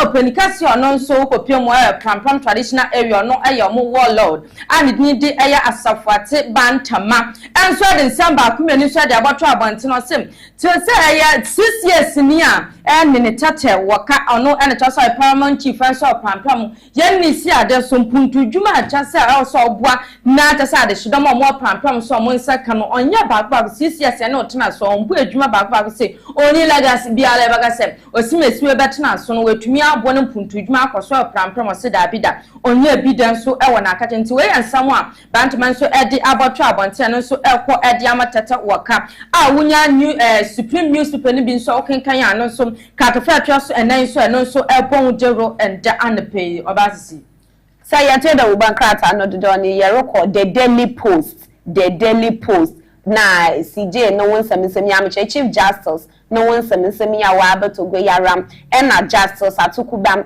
and the audience in Biabatogo no chem de NPP for when moral rights bia when you to me bia do whether we criticize a Chief Justice no removal no the mom wo yine for the removal process no say in the daily poster or ya other Chief Justice wa bakasa afa ho Justice etukubam wa bakasa afa Chief Justice no one the daily post the daily post show one or show what also NPP has no moral right to criticize CJ removal process or ya only ya in some Chief Justice etukubam or they about to grant no na Justice the Justice etukubana no so esha so wana also JBA Ghana Bar Association finds its voice when NDC is in power.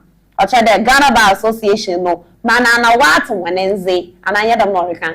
Also they are there or hopa or ye but Ghana 40 wanenka wa bra NDC wa but some people are being media and some people kodra na why di but NDC ba power pe na ati Ghana Bar Association for one can then we criticize the government but when the NPP was in power and when NPP is in power, no why the support bonu no what. So Ghana Bar Association we are NDC fana. Ghana Bar Association we are NDC fana. There be as am ntaso. Also Ghana Bar Association for no ura to go basi. Yet one nka only when NDC were power. The moment people were power na why. Okay. Maybe the same people were power na nyama bonu be but the moment NDC baba power de na bati Ghana Bar Association for one nka. So this is what it means. Yeah, so the daily post wa na yedom ye gina no ehwa won senyi fa wana ma waze enchoye kokko achro no. Also Edu Bwanyi memo claims NSB spent Ghana 8.3 million on opposition party ahead of 2024 election. Now, moment breaking it down, the former director of the National Signals Bureau (NSB), Kobna Edu Bwanyi, and it is alleged or alleged. 960,000 Ghana cedis, approximately $160,000 US. What's it? We di in our year buying the hour for consequence. We di my you for that and Mabam Kese Krano. Or you will for no cost the hour reminder no. Why you break down? Also, the Miss Kabutini or $160,000 and I did Ghana cedis 960,000 Ghana cedis no 49 million Ghana cedis or the boy or your NDC mobile power. Edu why no Casano. Also the boy NDC for about them I'm say 5.1 million Ghana cedis in order to 3 cars or the support NDC one campaign and 8.3 million Ghana cedis for the boy, but in total amount one of them watch the driver by Iweku I was with this can here 160,000 Ghana cedis, right? It is about dollars $160,000 no 49 million Ghana cedis no or the boy into 1 2 say why you pa 1 2 film Ghana when you when you do boy when if na wi anka na wa aka no so the boy baba ye do boy ahene obecheche ma na we dey scan when zi biara wonanu or the do boy mo or the do boy mu aba power adentin mo tata am dey diska ma boy ma to cars 3 amamo Mama 8.3 million the Amadu Mahama president on Fambo campaign. I feel by power in your D internal bachelor. I do buy and some more camera.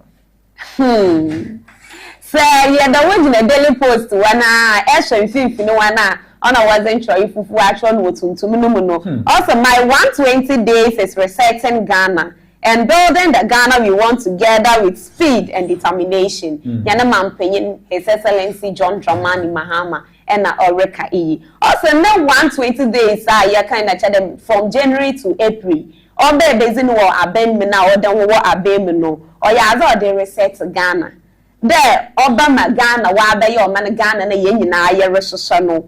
Now, with speed, pa, and determination. We see Jina papa do ya danara Ghana na no obebuild ma omana Ghana wa jeje ama emi ena owo eyi finya na mampanyin John Dramani Mahama na akachi mampanyin Mahama 25 policies and order to gwada in his 120 days in office no obeye but another asat another na ojina hall address among out of 25 19 of them to me into 6 we into my others at the time and let oh and so far why 19 so no why as and percentage wise and baba 9 we strike it and the moment was social media na obi mo say wabama ni grade C Obinzo say the Bama percentage wise. So I am 19. And out now out of just 25 when assistant went to mine. Bama 9.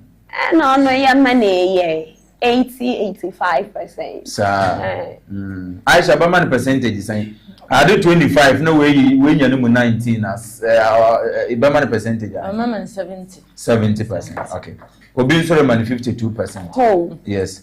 It's part of the topics and pay purpose nesi won a man for shall say Kevin Taylor shall say attack Kennedy Japan say on to my president I don't know say bibi boba omo in tamu mo attacking and some more Ghana ya mebra when say Kevin Taylor mebra sir mebra oh nice Kevin Taylor my brother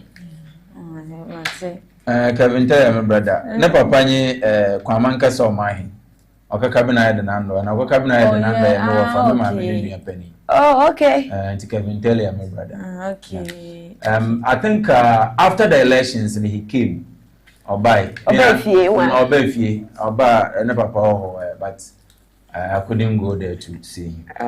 To Kevin my papa my brother direct nyanchan kra nyanchan direct nyanchan kra wow nti bra ma chat with you ma me nua penyi ba I say won nim okaka ben oh minim no wo di na na ma say over me chia why na pia me chia papa ma ba fie yeah mo fa me nko egwado na what say wonim say me fi kwa aman wonim say me fi kwa aman me kwa aman da shi media do kwa aman me brad ni okaka ben ye brad ni nti kwaman kese okay say you wa abra you wa segu ne you kwaman kese ba yen you kwaman kese ti Kevin Taylor ne papa you kwaman kese o mahin Paramount chief wow me wa for direct in change no am new festival ya bako yeah one festival where dey which is be next year next year October November ho baby na already see ya worry okay yeah turn home bra ya ba ya do go ko okay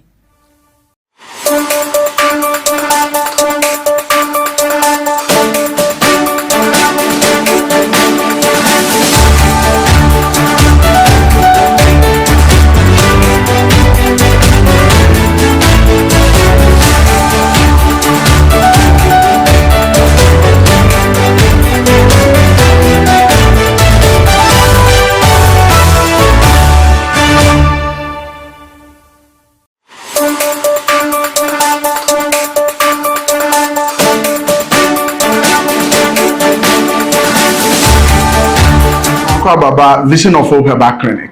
Me am no kasa di am just so Dr. Richard Boafo.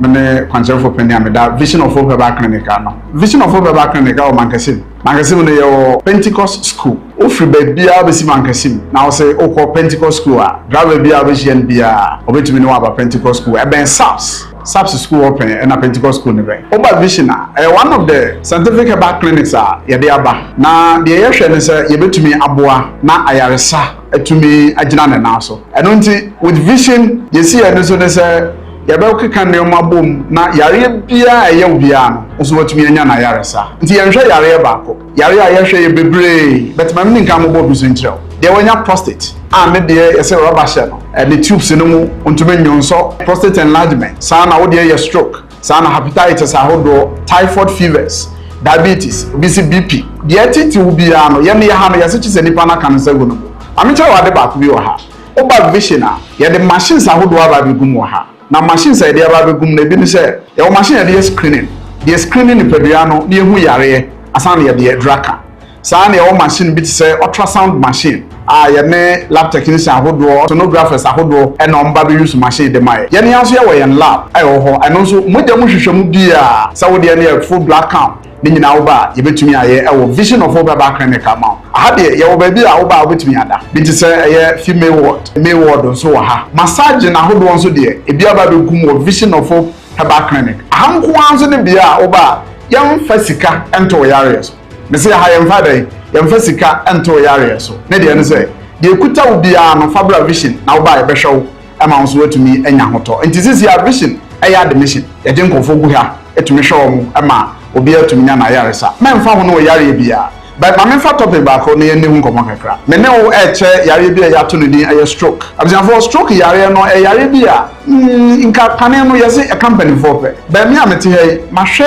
akwara a o 13 years ma hwe obi a wanya 21 ma hwe obi a o 31 enti e ma me be hu se notion a ya cap se stroke a company for pe be hu se no emre a was yesem ya kan stroke a bro ne se accident I see awe ni pedua ma na se ya dream stroke be si a esi wo wadwin mu pe obi say me nya stroke me nai ba ko na me nsa ba ko na dwodwoe secret ni moja no da e wo wadwin mu nti no mu nti adwin no part ba bi ntumi nya moja we ni stroke no e che ye me stroke no mu types ye be nya type ba ko e friend transient ischemic stroke eno ne type a me de me friend threat etumi ba ade be che no na yare na teko sa na e wo ischemic stroke eno ne type a moja eda wadwen no afa eno no betumi aye ma sabi oni padua no one side etumi adwodwo ye wo type nso a moja no beda e wo ntin mu de e wadwen no mu nanso ntin no be hu ti se balloon bro ni say it balloons up and burst eno ne type a ye friend hemorrhagic stroke majority of nipa omunya sa yare we no mo tan survive type of stroke ni nyina no Vision of Hope Herbal Clinic enya ho ndro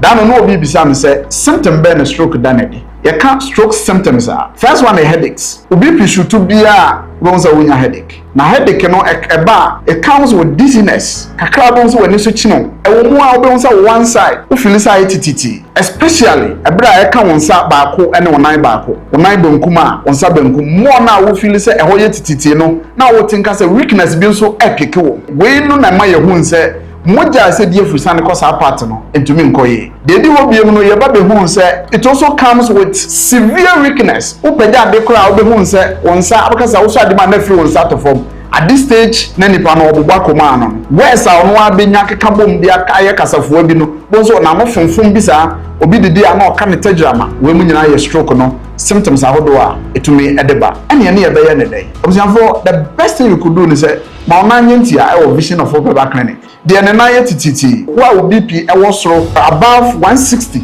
e dey ko no mesre because se BP no kosoro ade ba ko fe betum de abrel e stroke you have to any vision of hope clinic de ye ne say ye behwe programs aba ye wondro ho no oba vision ye ndro nyina ye organic me mfa chemical mfra me ndro sa de tie na sa de ne na nanom no anom no sa na tie enti me organic e free US e be free UK e be free New Zealand sa ndro ye ne keka bom na ye tum de san yare wa hodo vision e wo mankasim na mankasim na ye wo no ye wo Pentecost school wetumi esi wo Asomdwe Junction ye Sambod ba kusi wo Pentecost number 1 Sambod ba kusi wo sana Obatampa Junction odiko school kasi menso Sambod so ni nyina ye router wetumi afa so aba Vision of Hope Herbal Clinic we ye dra nyankopon de chelo na we ye dra typhoid ayewo mfie sei ye de do beto ase typhoid yare a ekum nkofo pa because emmoa no ensai de nkofo nim no dimesre edro we ekuta me very powerful for typhoid ye were the same type of wa eno so eye for malaria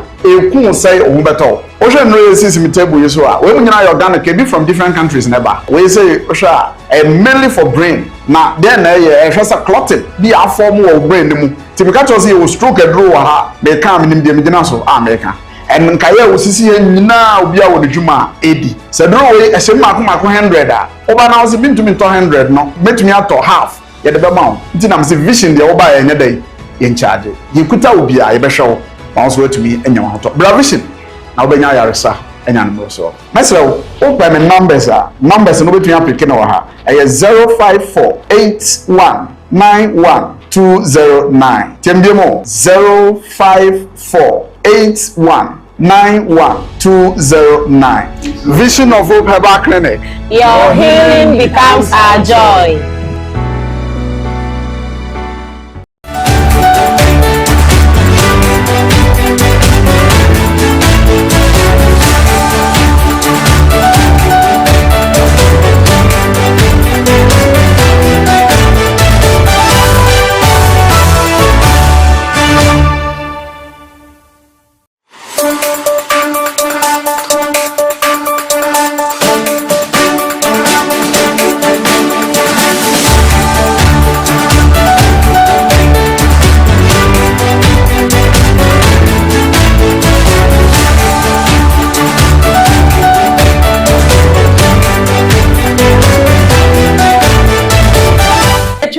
Abadiana aside pesi en confirm us we fide kasene that's why the PH-ONETV wo hwe Ghana today dia na yen kwadwa so na yen kanfo enyamapan so enfirm us dia we ye dwumedi ahodo atasa yakofa dia ba ya to ni di don komi eno no ye ba wo man so na chase bibia na wo ton no na se etumi abo ho ban so edi ama ye bon de rokuma so edi ama bia na weeks ahodo na wo ton atade shoes ahodo bags bibia na wo ton bia na se na ma na me de boto so no na chase won so afra kama chase ya ba wakachi wona chase nyama na abon de ron so edi ama ye no ma wo so de fofo brin baka tro se afoda bo ntina bia na wo agona so edro man kesim tama kuma se akra eno bibia na wo no wo fun ya ba wakachi chase nyama na abon de ready ama na wo from so it means so at one ko we bisa say him for na PH-ONETV ni radio ni echa kwan no so ewo agona so de kwan so krom Liberty Junction and chase wo echa kwan no wagina mai na from penifo no 0202 381 0202381112 from penifo na ni omu endi enkomo Gastro and Mensoplast Mesha. Gastro and Mensoplast Mesha. Even as an oil. Stomach ulcer, typhoid fever. Or when is it? You be what we have found. And I was a diarrhea. Is the anenum? Is the anenum? And I indigestion in 2 points. Whereas those carcotes bending to me easy. Shasha gastro mesha. None no man. Be there run to me. Fine. And when in Pedrianumu. The man so and a year Mensoplast Mesha. So ever. And the enemy remember see a form of menstrual pains, menstrual disorder. Yes, infection of vaginal discharge is meaning na lonya yarba papa. oye nim gwa say yareba pa obi hu do wo but one run na etno so obi gina wo nche nimpo a otenka no akwa ombediem hwehwe menso plus mesha na no nom na wo ho ntom da mara nso e na yewo prostate plus mesha nso e wo ho ono e bia na wo de prostate enlargement frequent urinating in sunshine tentam urine retention and now when in sunshine et ja will be et the wo baby show e sunshine keke ne sunshine now so obi gina chira obadwe ne bribi for da me ye rebe wo prostate plus mesha wo ho ma no bi na wo ntom e pede eto no kora na itu na ekoto na jeff heba wo mankesim we say pharmacy with Cape Coast Repair Ventures location Drug Lane Christ is the answer WhatsApp trading from one it was 0248778899 Mr. Dubium 0248778899 Okay, then mami no enko Vision of Hope Herbal Clinic. Na chira say ye dia na chasa odi echi hospitals ahodro na clinics no yentumi ntu ase amfema won Dr. Edagbo afo say wo dia wo bona kachewa na ono onju sika eduro na ngasa na wangasa obeto wo topia chasa no na oya dia so etumi so akonso edi amom ebia na wo fie wo hwa me prostate cancer na tete wo stroke bi na aka watu mpom anya gide be piem Vision of Hope Herbal Clinic ye no beto na ase na bia so etumi so akonka mojambro so na tete wo dia na typhoid fever bi na tete wo stomach ulcer no mesabra na yentu ase emfemom wo kwa ya kachewa nso machines no dos ntine ya dia na nikitu bi chase yebotu ase edi amobe sese himfa na Vision of Hope Herbal Clinic e cha kwan nso e wo no da fa ohwe menya yira kwam manka sim Pentecost School e no bon ye cha kwan na wagina mai na fra Dr. Edagbo afo e wo 054 819 054-819-1209. Vision of Hope Herbal Clinic. Also, your healing becomes a joy. After Mamen come for PH-1 Media Training Institute and from Mount. Epeda wo there subem nasa wo there no rewa. Even as the DM in every social PH-1 Media Training Institute aba Mount. Ebia na epeda yet da me yet ayeri and now wo dey DJ in report and newscasting, camera handling, marketing, video editing, graphic designing. And a bebre a okay kan won na epede yam on a man ho wo kra bepo mu e wo PH-1 Media Training Institute yes the one befent team one kasa no e beto wo ho ase say e ba ha 70% practicals theory ni 30% pe into yin there ho wo weze one sa be ye bribi obaka one sa no ama one kasa no ehu de yes esuaze ema wa akowu mu da mara nso ene bia na pe 2 years 1 year 6 months 3 months ni nyina yes wo befent team pe school fees no na asaboko na baby ebedazi eya manje no ho because we got you covered da mara nso na ye wo packages no ho e bia na wo ze na pe Monday to Friday and I would dey Saturdays and Sundays na nyina ye wa hada ye zo befent team na atawo mu ase pepepe ye wianso ye the attachment nso aka wo ho empay na pia benaze bra PH-1 Media Training Institute na bra be pick forms e wo front desk e be wo ya no agona Swedro Liberty Junction wo Kwansa Chrome e be to me so afran ye e wo 0540 252582 Miss Dubium 0540-252582 PH-1 Media Training Institute and also where talent never dies. Okay, Miss Rawanda the pay me to transfer senya so bia na wasa wodo ho so ekodom wo pa so ma pa na jasa agidi e organ ha say na mpenfu ekukudam so ekwan so dia na e generational Believers Worship Center and make am for dia mo nda no pay se Bishop Isaac Osaw e ya hoade no so anya asem keto adanse dia no e do so ebuchew e wona kate won so kwa na won so kwadi ho adanse kire wonu na bia so ntumi enkon kan so dia osem kente so ho bia na tete won se esunsu mu afam dia wo de tufa kwa piem e wona kache ono betena senetumi efiri se bia na usika sam e na ya besa na sa wode wonya bi sa so wo tu kwan so wontumi tu kwan so dia akada insam bebredi a na wo ko Bishop Isaac Osaw so ho bia na tete won obotu ase e dia ma wa ye de e na tasa atena wo so ache wo de ti malam sa wodrom pastor sa wodrom wontumi ensam fa ma wo a bra Generational Believers Worship Center ne ye no wontena ase na Bishop entu ye de na se emfam mom oseme kanto say e na so ne hye ye ne sifa at Monday bia na emergency counseling e no kwadma ahemfo ekukudam pastor se ekukudam ene mpenfo ekukudam oso atena ase na pade a na je so obaso so no just say nyimbre the time bia na obekọ no kwakoto a bishop Isaac Osawo so enso won akachi wo osemenka Tuesday bia so main council wa wo hwamo dia no akoyan so de ho so de ma so de sebra na abadin church no bia so ntumi enkwanka say ye free wo dia no ye free ye ndi sika bia ntno Monday osemenka say na pa no otena say nyimbre na obasori so Tuesday bia so empire wakase no me say eya na wa bo begina mu na wa bo mpa ye sina be ye ho na tete wono so be de na chese bishop etumi so esi anokwan so edi amom na say 8 am to 12 pm na ya na wa hye so edi amam na Sunday no eya so na ngasa ne da mu etu edi esi wo mo so edi ya so come no 8 am to 12 p.m. Mobi sasa himfo no bon generational believers worship center omu echi akwan so wo eno da fo wo hwam enya jira kwam kuma se akantia besan no bon echi akwan no so wo ugina media na chase wo fra eya bishop Isaac Osawo so 0244 873 425 0244 873 425 and also said 0242 636 773 0242 636 773 ubatumi eflo a bishop and so Facebook. Yaruba wo onyo bia no nyonko bia the minti an American for reform mixture ze amount e bia no wo was in your waist pains wo sesu no your ekoto wonto man share endru baby anso sadame yaruba oba wodra e beyazan na abobra ma wa yeye damaran so na immune booster high blood pressure mojabro so cardiovascular disease no mu biaro oro ho no tutumrika na ko reform mixture kwajibi na nonom na bibia antomo nko fine owa wa apo no mu epede ato no ana itu na ekoto na egrom ewo kumasi ababso pharmacy Colinac Herbal, Danny Herbal, Misty Herbal, Appendac Herbal, Fredimans Herbal, PFA Pharmacy, Jar Herbal, or Goss, so Sewa Herbal, or Mampong. Frewana, it was 050 9616 266 and 024 4626 166 and 024 3565 926. Dr. German and Osidi Heart. Doctor.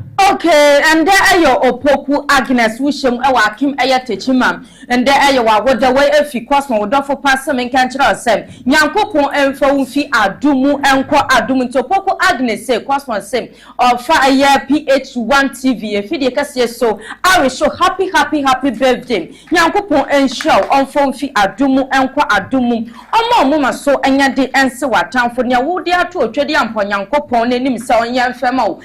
Fit we mono obet me aya diamond in a bibia kwankan e diamond happy birthday opoku Agnes Frangus zama ye bia okay shaba ye DJ we dia na ye na ya but answer na me no wan kwa His Majesty School na won so kwa jinti chire pa na bibia nso entumi enkwankan emfam ya na remedial college no so registration so kwan so ajama students awodo no de econom wo pese wo twa pa aja na wo kwa kopiemu awo His Majesty remedial college na chase ne watena se na ya kira kwan no na wo so afa so sana be ya embra so so kwa transfer so na obetumi so etwe ya ka kira se wo twa ne nyina wo yi ba ko tin krampo emfimu na obensa se e bia na sana misi fe ka se fe omu school fees ebo be de mesra omu school fees ebo anya din mesra ntire wo de ko mo aka chenso dia na ta se ye bette so edi amma hostel facility so enso e available so e wa so ntire wo fie chi e na chesa wo ban so dia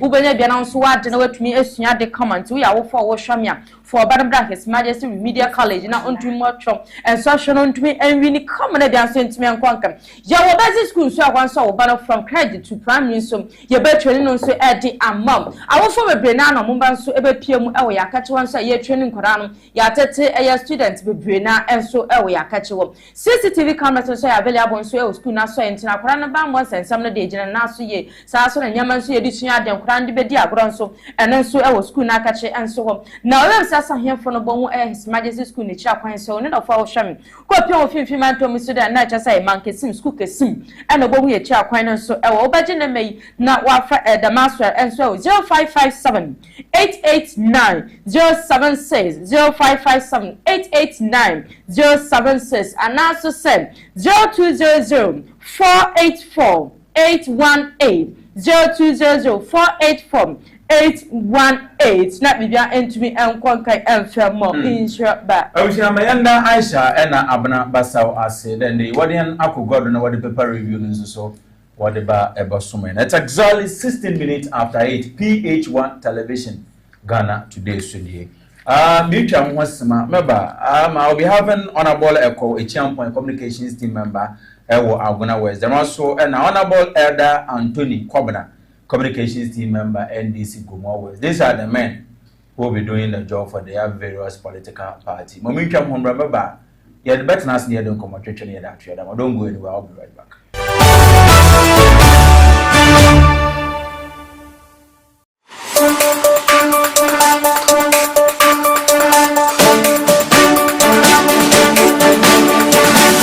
Chechi Ghana adeshimaima. Ya frame egudie. Ene iso hu mo kasafuni so a.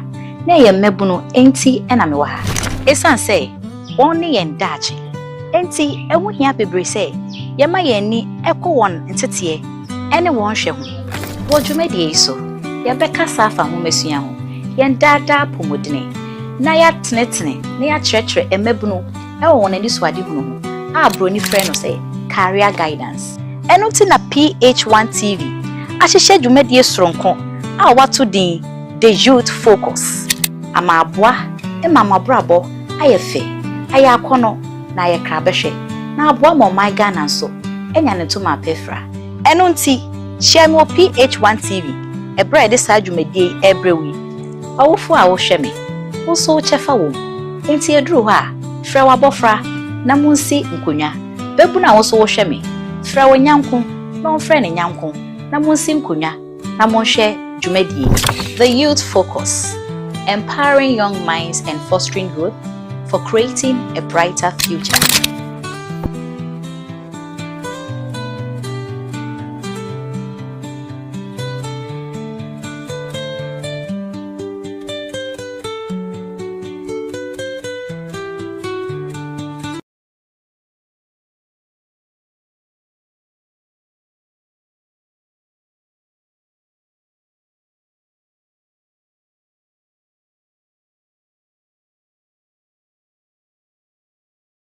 Admission. We are JHS and I say SHS graduates. Nasa we need jinsem chosuku pa ho dia. Any furniture mu e PH-1 Media Training Institute. Omo aya courses be to say TV and radio presentation, camera handling, 2D and 3D animation, graphic designing, marketing, MCR, NFA, sound engineering. Omo wo achurch for mo de odo any abotire extra there. Na omo hostel facilities na sentino. Ufe chichi anase benche ye kwa. Uwetimi aba beto wo forms. Na omo lecture time weekdays and weekend days. Na attachments and so there rest assured. Omo ma special packages for first 50 students be enrolling with school mo hon. Uwetimi homo chira kwan ewo Aguna Swedo Liberty Junction. Anase ubetimi from Amachu Foisu 054 025 2582 Anase 055 929 9482. PH-1 Media Training Institute say where talent never dies.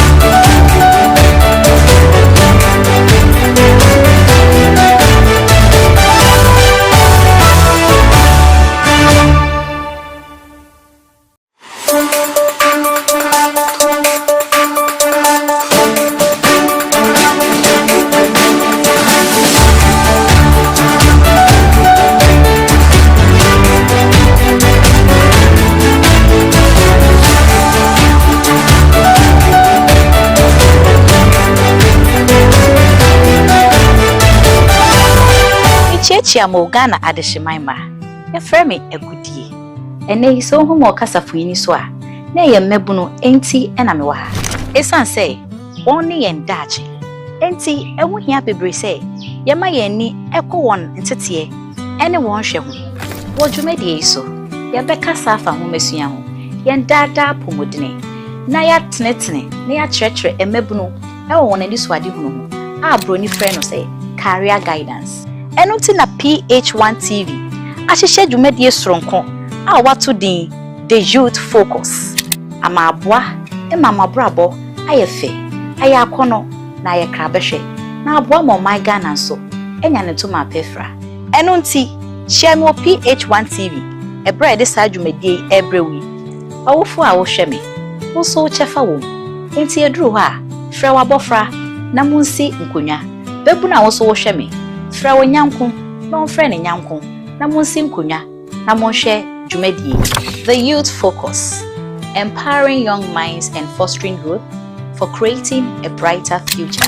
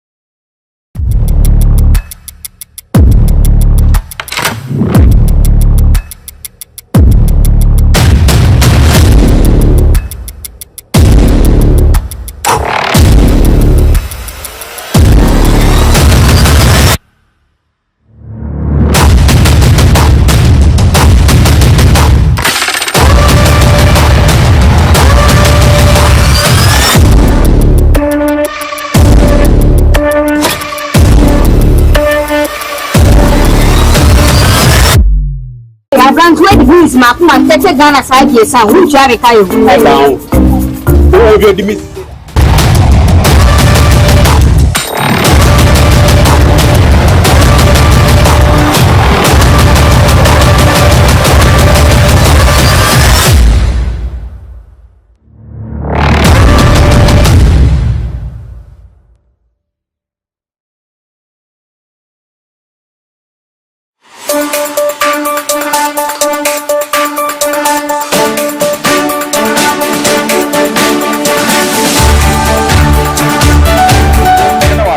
Sanso yema akwaba ha PH1 television Ghana today sune ende da so nkwa nyame aye na edi nkankan trail mbra yedri mbra manyafo no wobetena ase na yedi Ghana nkomo mewo owura eko echiampon NBB communications team member Aguna West Aguna East rather okay fine damaso na owura Elder Anthony Kobana ewo Gomua West oye NDC when you pay for an pay, you are very good. But the Yanama Retro say, and a pebia no answer na manu kuaron batinas and the Ghana and Common, Yokoti, a national anthem. Yaba, you don't come train at your into young concoff anthem. Yaba, about you.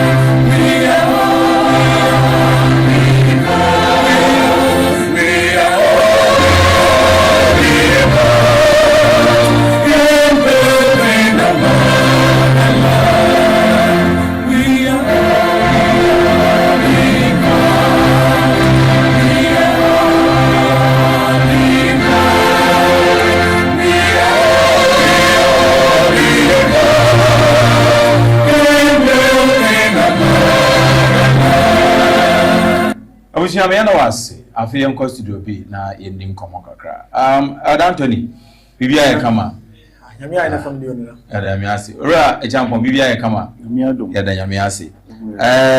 Best 30 seconds Anthony eta then or drop or akuma. Na ma o drop o makuma ma nye de ye sora no pa azo de ya ne ye bompai de. To mfa yankopon na dom na na dawroba. Onso o man no do. Na timemufo a ye wom. Na afei so omampanyina nyimpanyufo a wo ebu oman no. Nyame ba mo honsoro nyansa. Obetumi de atoto oman ma ahoto a sisiara abagana fo yare no. Obekodo atena wada. Na oba maji. Ahoto abagana fodo. Sure, Mati. 120 days. Ahoto abagana fodo. Magana fo chese wada. Sure. Asomdwe wo man no. Asomdwe wo ho kotokumusu chese bibia rekodo wagana. Nyama shasa orikofum and oye edumaden a mabrin mahama. Very well. Wa shasa. All right. Alright, Champon. What's the Ghana ye ubia dida one? Yet antem na yehwe nsam owo mu na or reflect hen abrabo a ye bo asamanya fo na anatime meni. Emizi mi jidi say antem no o wa o guide yen. Eye bibia o man ye pese eden yedu. Na nyama hihye na ade a yedi beto ho na ebe ma timemfo won den ato if you say bibia kwan aye nam do no we are on the right path. The only thing there sabi adwunche no nko benkor until the baby we will have our differences though, but bibia ye nam a we are asking for accountability of our leaders. We have to be truthful to ourselves as a people. Corruption ya de. I say if anthem ni baby I say but we should cherish and and let us be fearless. I say cherish fearless honesty. Yeah. I wish you could help me with that.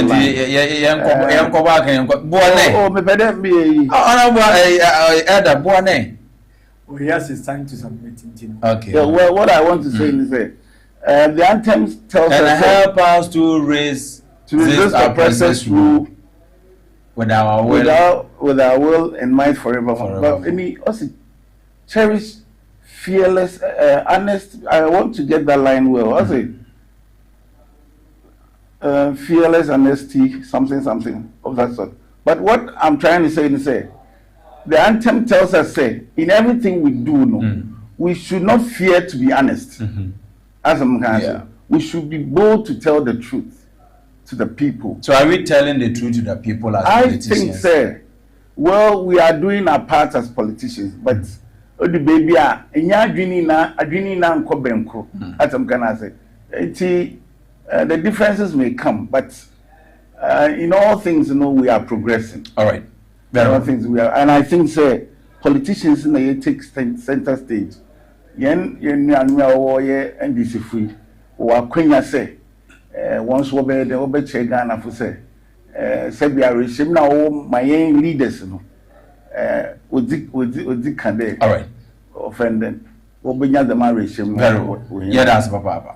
I was here to reach Champon and Carmos to Anthony Cobra name cafe. We are going to set the ball rolling. The moment come home right yet Nancy. If we are a fair and competition about you.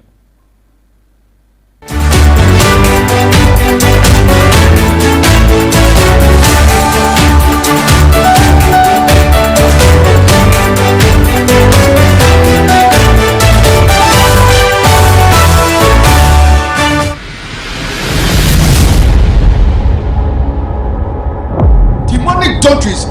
Every year, it's a word. I say, last year, 2023, my shampoo what that? Make correct you, replace you, Mr. Masman.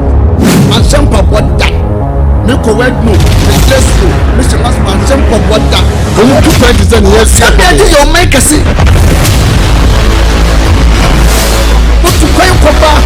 If you know your number, if you know your color, if you know your angel, if you know your element, and if you know your work, Aba from us only wait for. And somebody your man can say when to talk about now who's in movie. Na me no man can say say. O man make me get ho.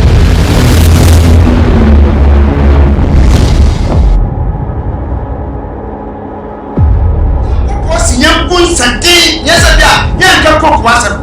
Hwe nyako. Enti so baba di kwa Yesu. Obo we ndi mi do mo kokwa. Obo we di wo ma. Obo di kwa. Yesu mo we ndi mo kwa.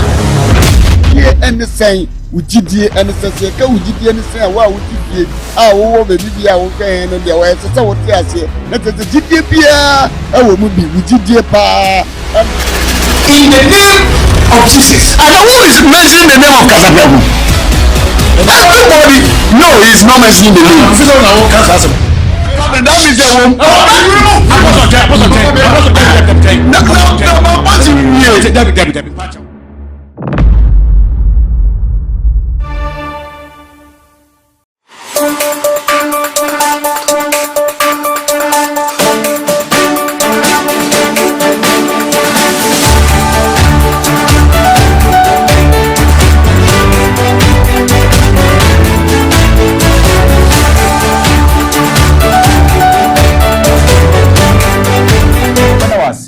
So me ma akwaba PH1 television Ghana today so there mbenfo akwaba bi mi bia boko ya da nyame ase constituency de mi gidi de both constituencies ni na obia bibia de na akwem nyame aduma so ba bibia de ba bomo wesa yen MP wonya deputy energy and green transition olugo iduma na no kese honorable John Mensa, right? Yes and DC is also olugo iduma.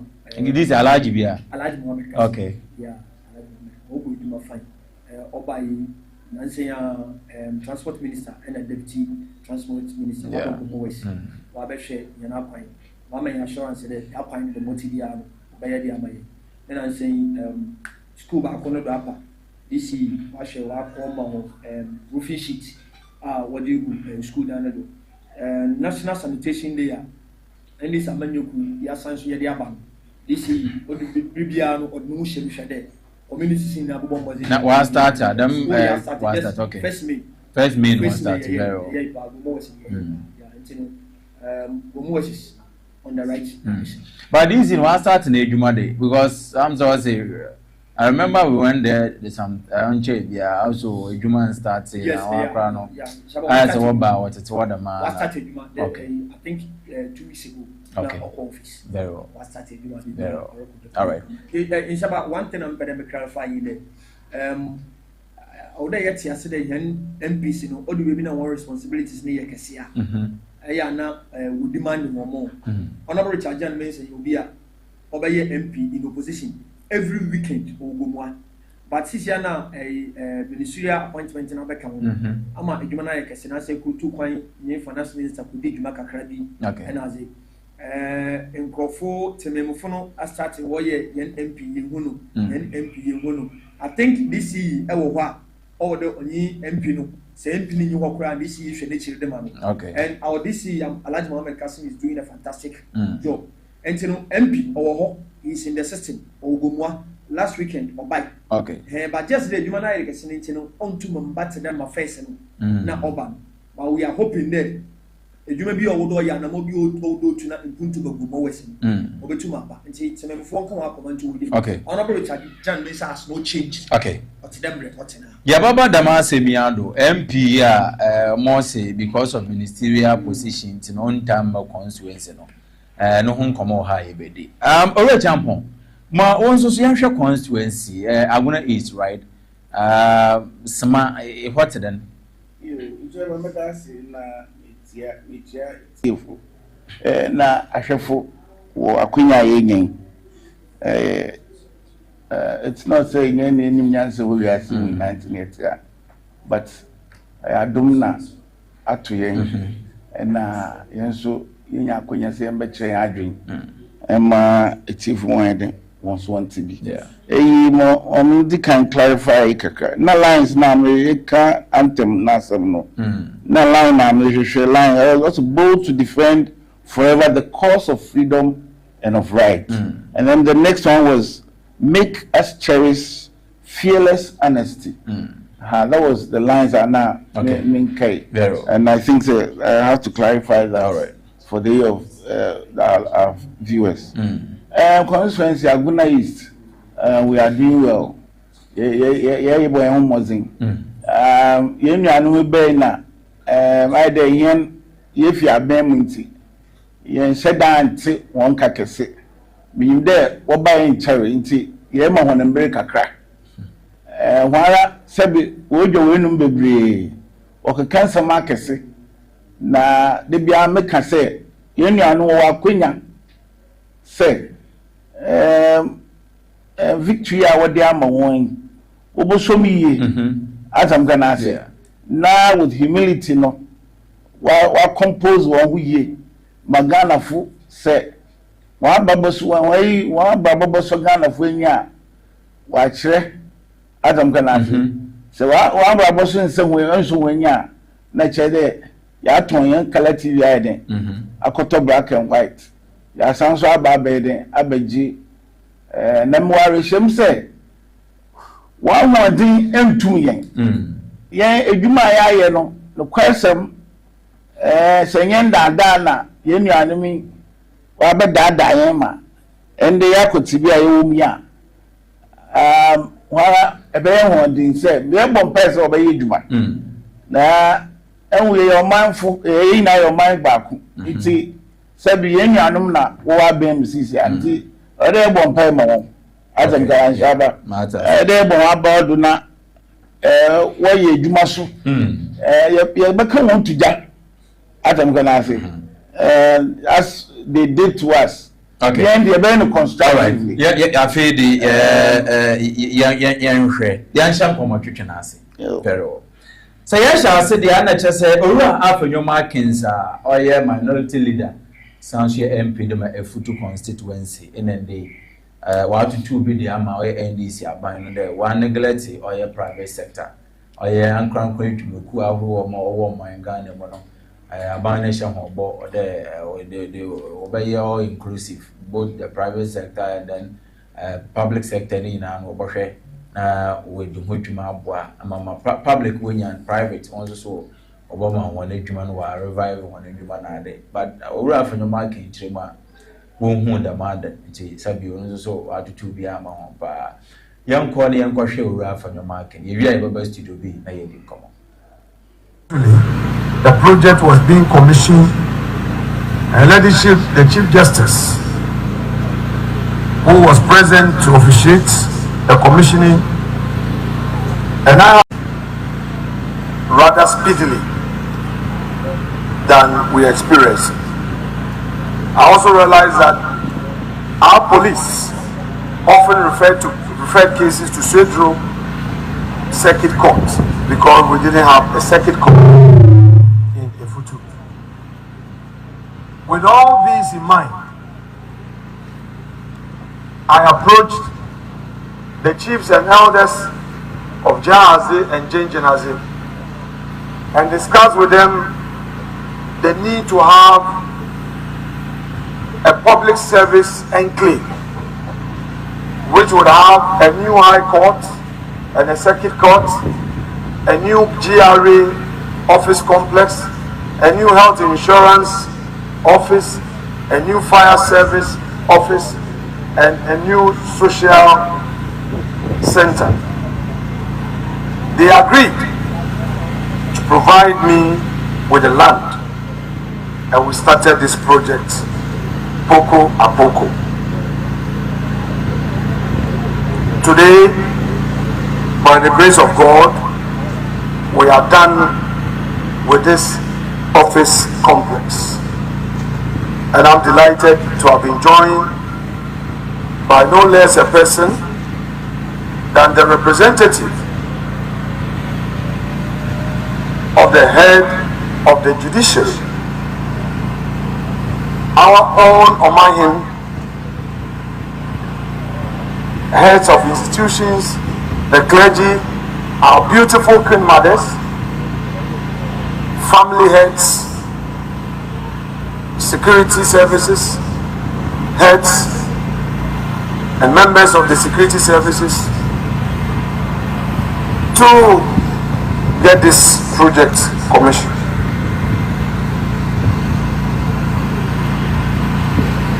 We want to assure the government that here in Efutu, we are always proud to have complemented the national effort with our own quota of projects. Okay. Anthony. Okay. Na we na initial. We na initial. Or the uncle. Yeah, inshallah, I'm the anopai mame fa kwenje na minchoma mpayin John Domani mama. Na me answer I for the am say video na producers me producers no boy ma. Onye no ho nkomo na ye di wa anti mo fa nche why afey uncle. Okay, nti mpayin John Domani Mahama ended 120-day social contract with the people. Neda or account to. Yeah.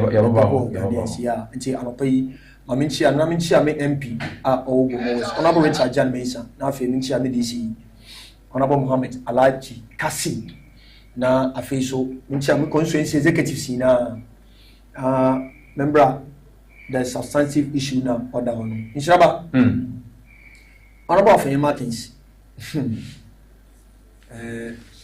oya me no wa ye mo wan the one you onye dey wan no one ya ye mo wan dey MVP Wofi Abem in Chadi. Just 4 months in Wofi Abem. There's no policy direction. And you know, say, Honor Kade, there is no policy direction. Because NDC, Abaya Oba, Bosuma Nai, one neglecting private sector now. No one yam woman. Make them because instead of Omaya Yetini, you will problem with that particular issue or Kamase. On the baby, na Uncle Indumano, or mine of my genuine and Congo baby. But Uncle Indumano so bois, and more mine go to Pong. Because if you're Omaya Yomia, if you might say that you baby. Now, so Yaka Uncle Indumano in Padua or fat away Juma, you would have Wabino, or mine to Mokodo. Often the contributions now there, the private sector. Ozema or minor, Yaka, you would okay. But I will be Yemi said Eben as an away. Ah, you ever cadet or what the private sector, and can all can watch them there. Bra MPP, them for the private sector. Nanka, it's now under MPP and a private schools are or secondary schools were gonna here almost collapsed. Under MPP and a private schools were gonna here almost collapsed.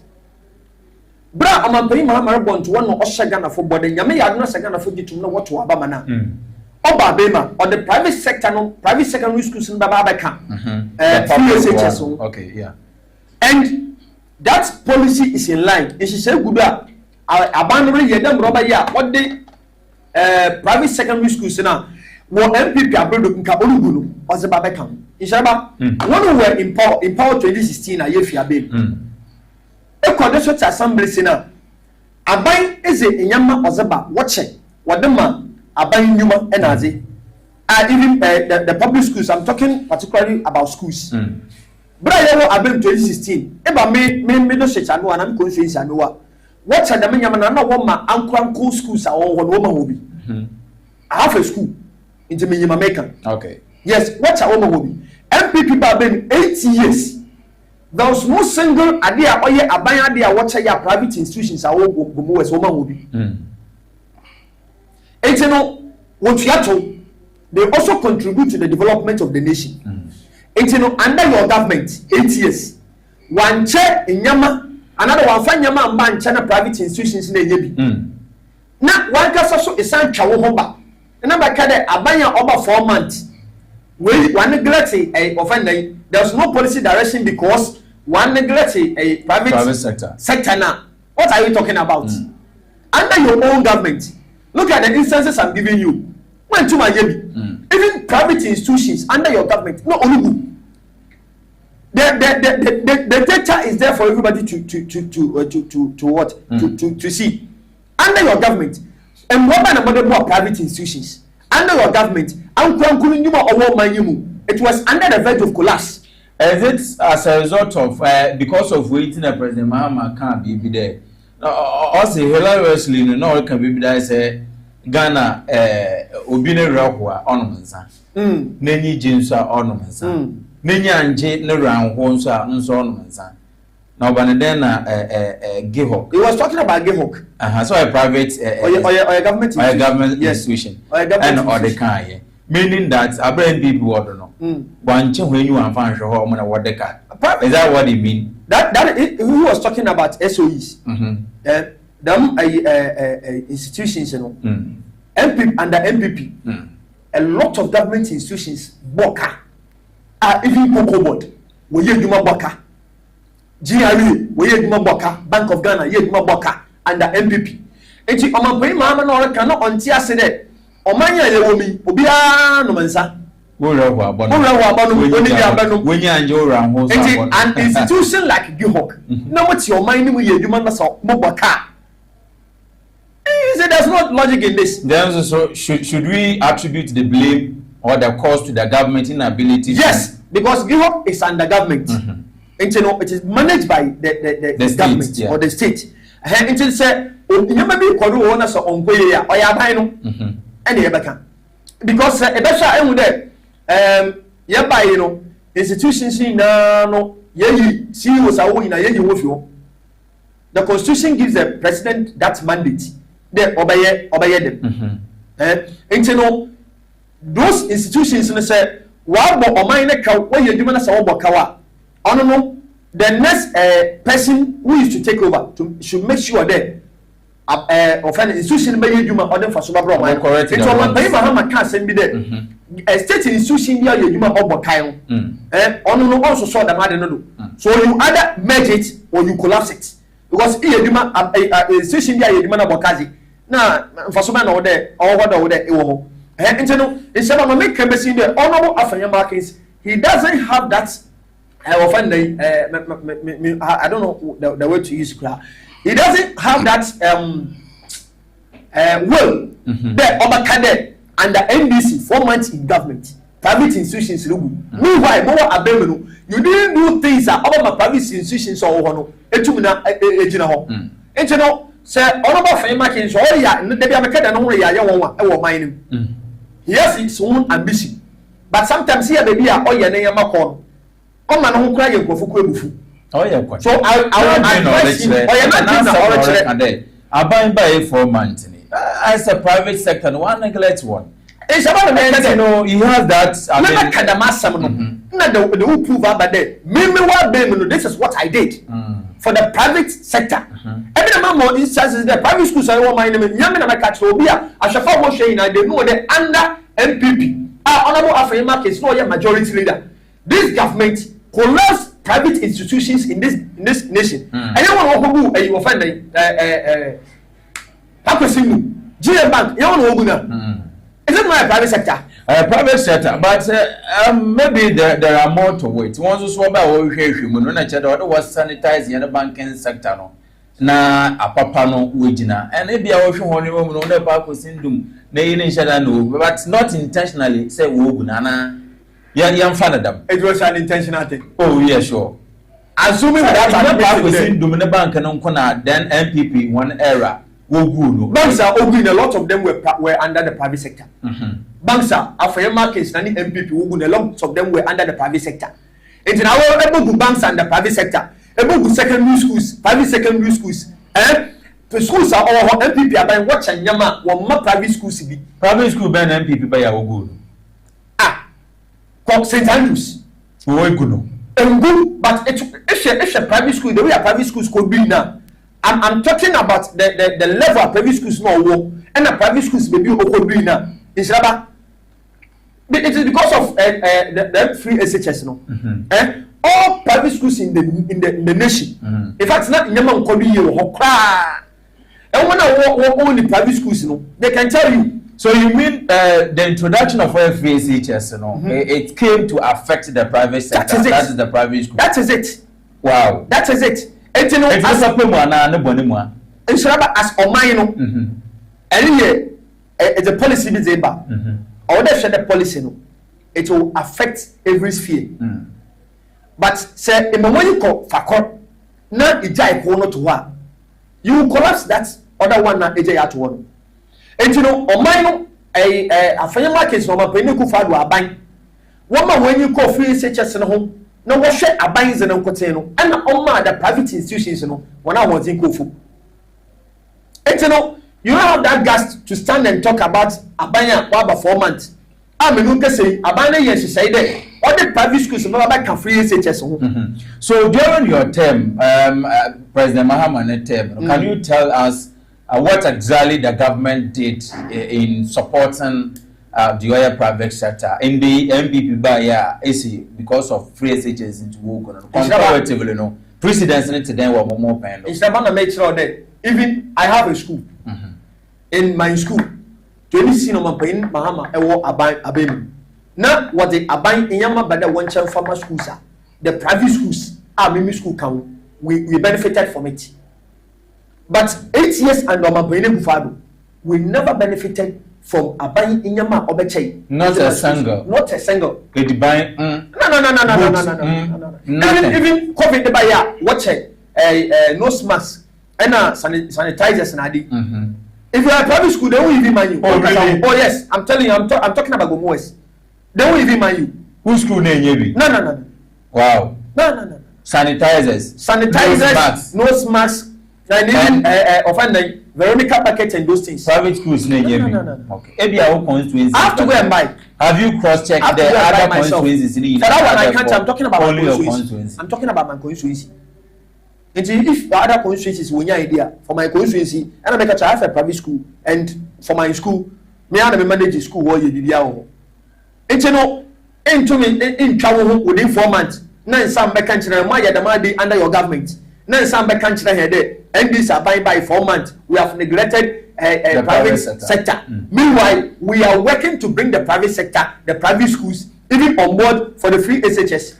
That is going on in the country. So the free SHS came to affect the private schools in Ghana. Obiani, the free SHS, it came to affect the private schools. By calculating the number, counting the number of private schools in Ghana comparatively to that of the government now, definitely the government school, they are more than the private school. So you weigh the pros and cons. The benefiter Nipadodono will be ahead of Nimpak Kumaya or your private or your schools. But in Shabari, you also have to think there. The private sector and also a woman. When it comes to my school, I pay tax. Revenue for my wages. It is sometimes because of these things in the private sector want to put a revenue do over. They tend to have a problem with you because with your tax, with your revenue, more do you be annoyed. It's a bad thing. It's also to your it's a bad thing. Watch it, another buying the people no watcher at the private sector. I want to own the woman will be. And you know, a friend markets, Unja didn't orient. Say, I could no position as a minority leader. On a day, they don't know your mind. They don't know or your mind. As in what say they saying. You always want to be. You always want to be in the news. They know in what sense? In the sense that you always want to be in the news.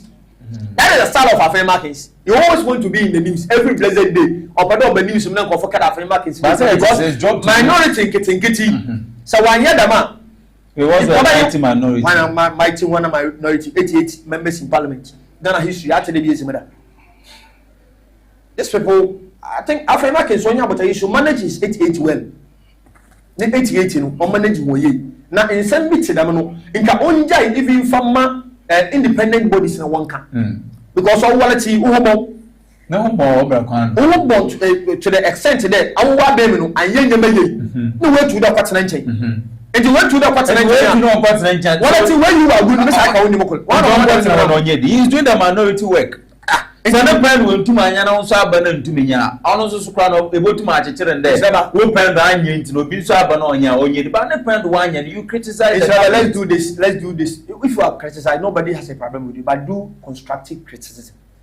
You mean it's all constructive? Let's do this simple analysis. It's about the PH-ONETV or the Asha Sudden manage for 8 years. You couldn't manage it. And I want you to say, my brother. My brother, by within space of 4 months, we could do auto train yama. And with the yama, you could form. more cameras or was some BBL. When you sit outside and criticize, who will take you serious? Because so they gave you 8 years, you couldn't do it. Into my year, into be about within 4 months, you are come to criticize the person. Nobody will take you serious. And so Ghanaians will not take Afenyo Marking serious when it comes to this, say some of this my Yanawasi, Ora Anthony Kobana, a communications team member at Ghana West NTC. Gumo West, yes, Gumo West, sorry. Ora Champon, good morning, Bim, na Ato brother. Yes, sure, no about Afenyo Marking. Also, a binding any policy direction via or never be the Bogu to help the oil private sector. No. My member also 10 to 15 minutes in the Hong Kong. You, if you have a better was you, no matter age, after what I see. If you have no, I am one crack. Anthony.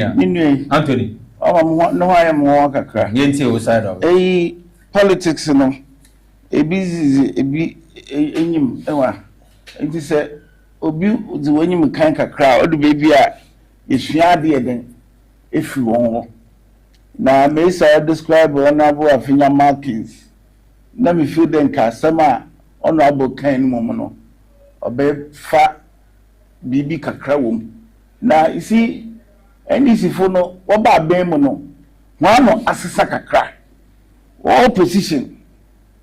Bibi kakrapena, arrogance of power, arrogance of power.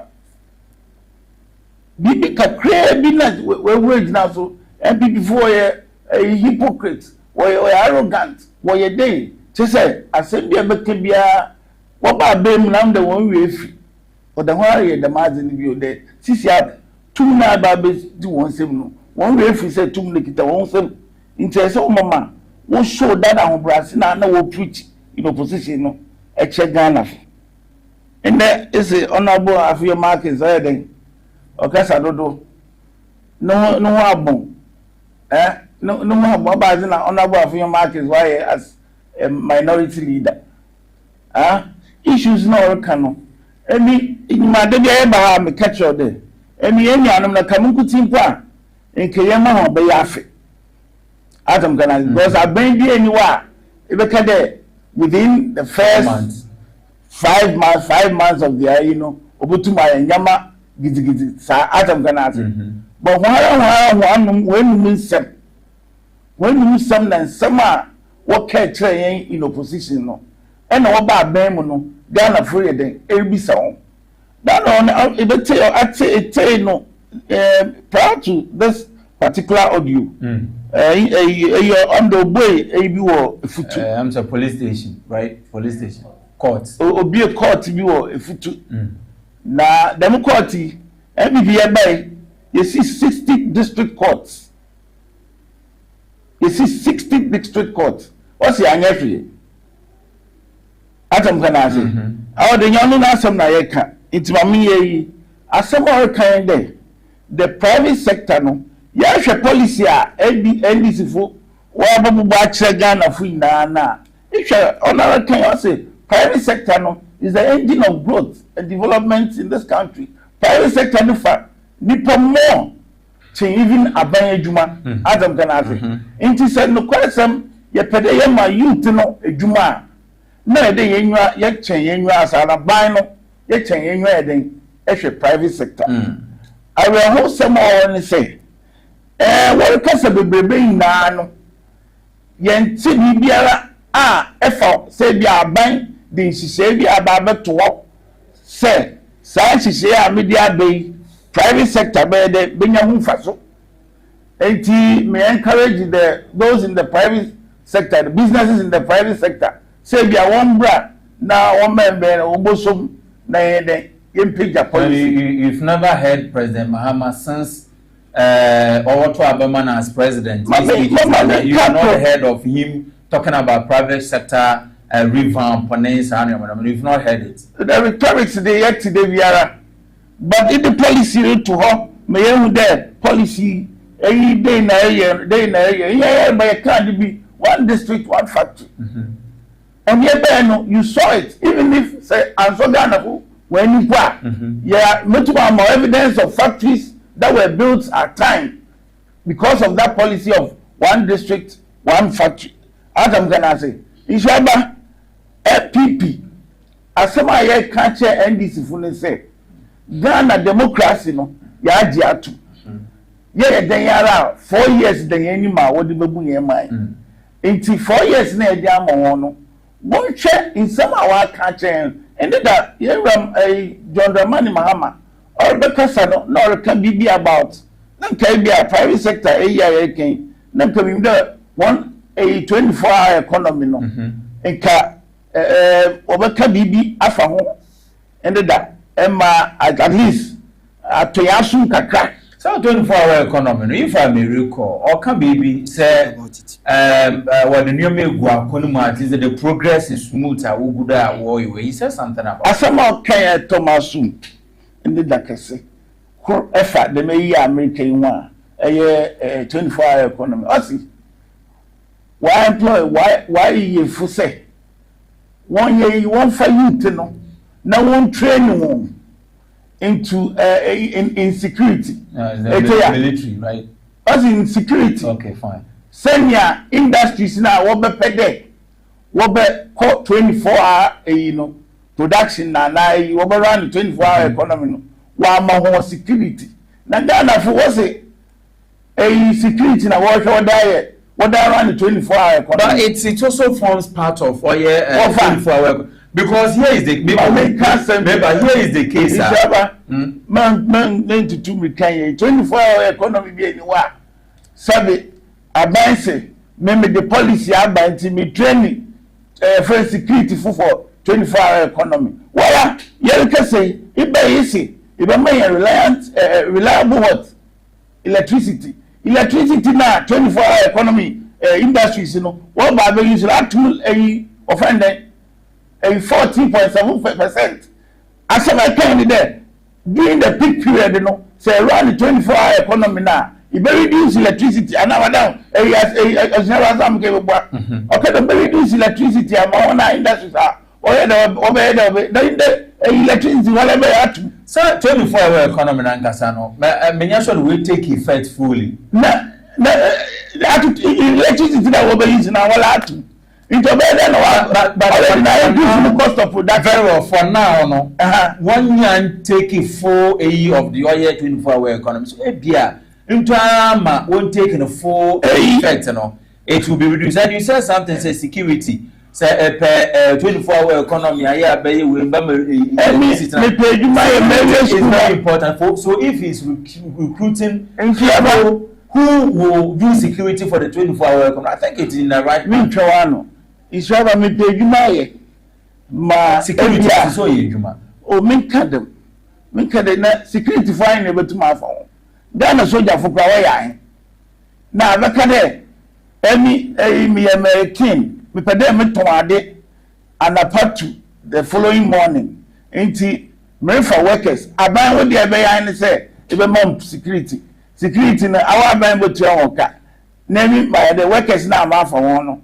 ma me tua wonka and I had so bandam kwa also about electricity the cost of my production the electricity is not can I want to one start 24-hour economy into was start about to electricity to be na as you are saying say okay say but so easy okay no about to so na was to so bi ana let's wait and see so won't take it fully for you promise say what to regards to the 24-hour economy no there will be a reduction of oil electricity bill but I don't one starting fully me dey can say be I say offended private schools e collapse offended during your time I could see some problem in the mete private schools if you're the basic schooler if you're the basic schooler when you have free education actually it's private schools when you have free education actually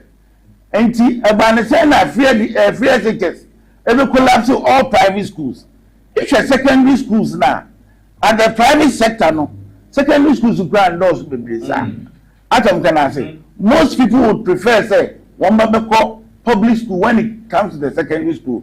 It is the basic school and Gofufu say public private schools why are they into at the basic level one day patronage at the friend then private sector no was so Adam it hasn't changed. Alright, for example, secondary school I said oh mommy I said secondary school free SHS adia and say one all private schools in now they wanted to come to the public schools because of the free SHS or rubbish in as if said free SHS did not have any impact on the people. It has a great impact and you better than say sabi yeah top part 18 cities also obugu or private schools free SHS which private school na awuni mo so edora ebia MPP by egu the number of students also free SHS they will move from the private school to other public or school. No problem. Secondary schools nankasa no if you are private sector one does private schools there was secondary school no one does Adam can I say if you compared to the basic level now what has happened there all right Adam can I say as a worker the government or supply in name of it is a PPP government supply both the public and the private schools government supplied them with friend and what was the name? Sanitizers, PPEs. Exactly. Government supply them. As I'm gonna say, you had a stint of 8 years in power. Yes. What was your impact regarding a private sector? Impact ben a modern private sector. No. What was the effect on the private sector? Then we more modern private sector. In the let me be very honest. Yeah, by 8 years. First 4 years of our reign, of our time as a party, if share, yeah, by you reduces 17, we eliminated 17 taxes.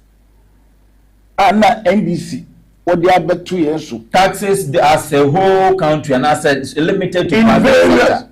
Taxes are. I don't understand what you mean by limited to private sector. We are talking about taxes are businesses in Ghana, including private sector. Including private sector, businesses are because of those taxes. Number one cost of production here then, consume and commodities here then. Integration, your growth in the first 4 years was very positive, and we always say, COVID at that woman, COVID in our one per day becano.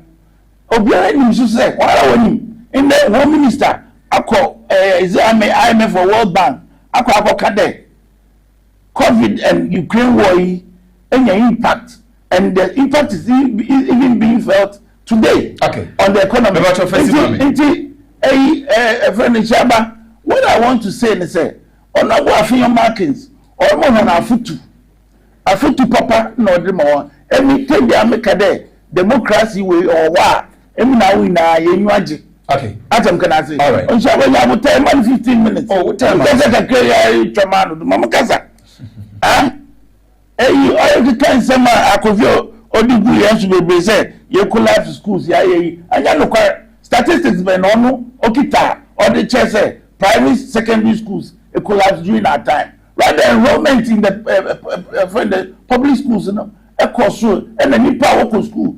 Increasing at the secondary school level. From 800,000 private sector, no private schools, What enrollment in a course? Enrollment in at the secondary school level increased from 800,000 to 1.2 million. That's the public secondary schools or the private secondary schools. Enrollment in secondary schools, whether private.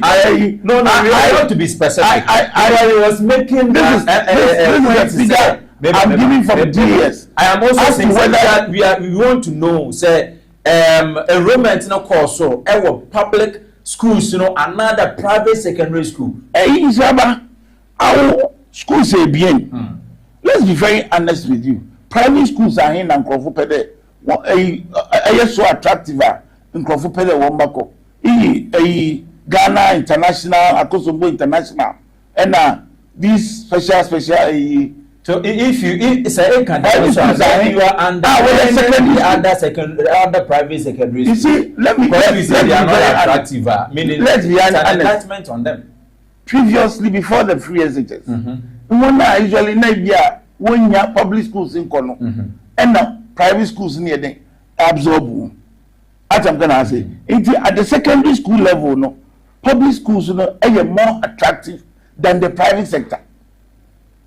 As I'm gonna say, the opportunity to for all inclusive education now, now we're enrolling the nurses into the public sector. No, as I'm gonna say, public schools, no, are very attractive.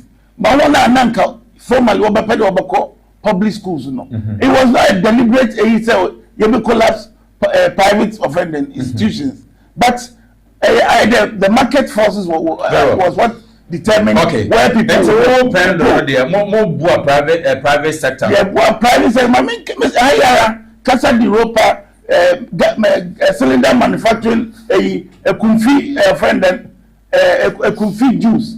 I mean, Casa de Ropa, production, Kumfi juice, no private and other private. Yeah, you can't there.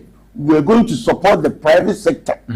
As I said, we're going to build. You supported the private sector. The private juice. Yes, meaning it's not entirely the government initiative. To them, I was what they could use. Or yeah, private, public, part of PPA. Exactly. That is why we say one day, one factory. No, you are claiming that it is under, it is part of it. Unless you didn't read the manifesto, we said that we were going to partner the private sector by giving them incentives, a bit to say funds. Was juice existed already before you came to power? Now say the way juice now it was already established before Amomo Babima. Somebody had the idea of establishing, but it wasn't established. It wasn't. Until we came into collaboration with the person, into partnership with the people, gave them funds, and then we allow them to operate. But I see, Landy, 15 minutes. Landy, why the can't the gray Landy? You even spoken more than him. All I'm going to say is that, look, Yenra Afinyo Markins, as some more can, Emini NDC Funupua, can make 10 wa bebu. All right. Na ya chekwanya ya befasuna ide. One start in term to do 6 months too early for them. 15 minutes after 9 PH1 television ora echo echiampon eno no. Yeah, but her second topic another na President Mahama promise 25 policies are all the bay juma na the obey before no 120 days and 128. Oh. 125. 125. It was 26. 120. 26 policies. No, 25. 26. 26. Okay. 26. Okay. Now, so therefore, for the promises, Penny Mahama, Obaya 120 days in office in a day. Remember about the year. Nominate within the first 14 days the complete list of cabinet ministers for parliamentary approval on why. Constitute the leanest and most efficient government under the Fourth Republic in my first 90 days in office. Why? Establish a robust code of conduct and standard for all government officials on the 93 days here. Institute a government policy banning political appointees from purchasing state assets 93 days here. Hold a national economic dialogue to discuss the true state of the economy and prepare a home ground fiscal consolidation program to guide the budget. Why? Within my first 90 days in office, scrap the following draconian taxes to alleviate hardship and ease the high cost of doing business. E-levy, COVID levy, 10% levy on bet winning and emission levy. COVID levy will you if you onyo where if you COVID levy is still there. Stop. Tell me so the way if you are extended to 2020. Establish an accelerated export development council to promote export as part of a broader strategy for economic transport. Convene a national consultative conference on education to build consensus on needed improvement to the sector. implement the no academic fee policy for all first-year students in public tertiary institutions, universities, colleges of education, nursing training institutions. 10. Introduce the following social intervention: free tertiary education for persons with disabilities, the Ghana Medical Care Trust Fund, that is Mahama Care Fund. Why? Commence the distribution of free sanitary pads to female students in primary and secondary schools. Why? Allocate seed money for establishment of women, establishment of the Women's Development Bank. Launch the foreign priority job creation program in the first budget. Why? National Apprenticeship Program, 1 million coders program. Number 14, ban illegal and new mining activities in forest reserves. Or also why? Roll out our Tree for Life and Blue Water initiative to heal the sustainably harness the developed environment by turning areas and water bodies degraded by illegal mining into economic and ecological recovery. Launch the Black Star Experience on Nansenya. So 16, initiate a probe into the man-made disaster caused by the VRA spillage from Akosombo and Pong dams and other. They initiate immediate step to compensate the flood victim. 18, commence drafting needed legal amendment and prepare for implementing the 24-hour economy policy under the office of the president. Number 19, reopen investigations into major unresolved criminal cases, including the 2020 election killings, Ayawaso West Wogomba election violence, murder of Ahmed Hussein Swale, and Silas Oye Wulu Chambe. 2019 of the Oye 26 Oye policies also about ejuma. And yen share the unachieved ones, you know. Unachieved ones now fine. Okay, let me see. My achieved ones, the unachieved any that. That is the fulfilled and unfulfilled. Into fulfilled in the yakano. So within my first 90 days in office, review taxes and levies on vehicles and equipment imported into the country for industrial and agricultural process. 2. Commence the review of the Custom Amendment Act 2022 to scrap the law banning the importation of oil salvaged vehicle to rescue the local automotive industry at Swami Magazine, Kokumpi, Aboshokai, among others. Commence investigative process to purge state security agencies of all militia and vigilante elements. 1 year. Lay before Parliament a new bill to streamline government scholarship administration, prohibit political appointees from accessing government scholarship, and eliminate political patronage, cronyism, nepotism, and corruption in awarding government scholarship.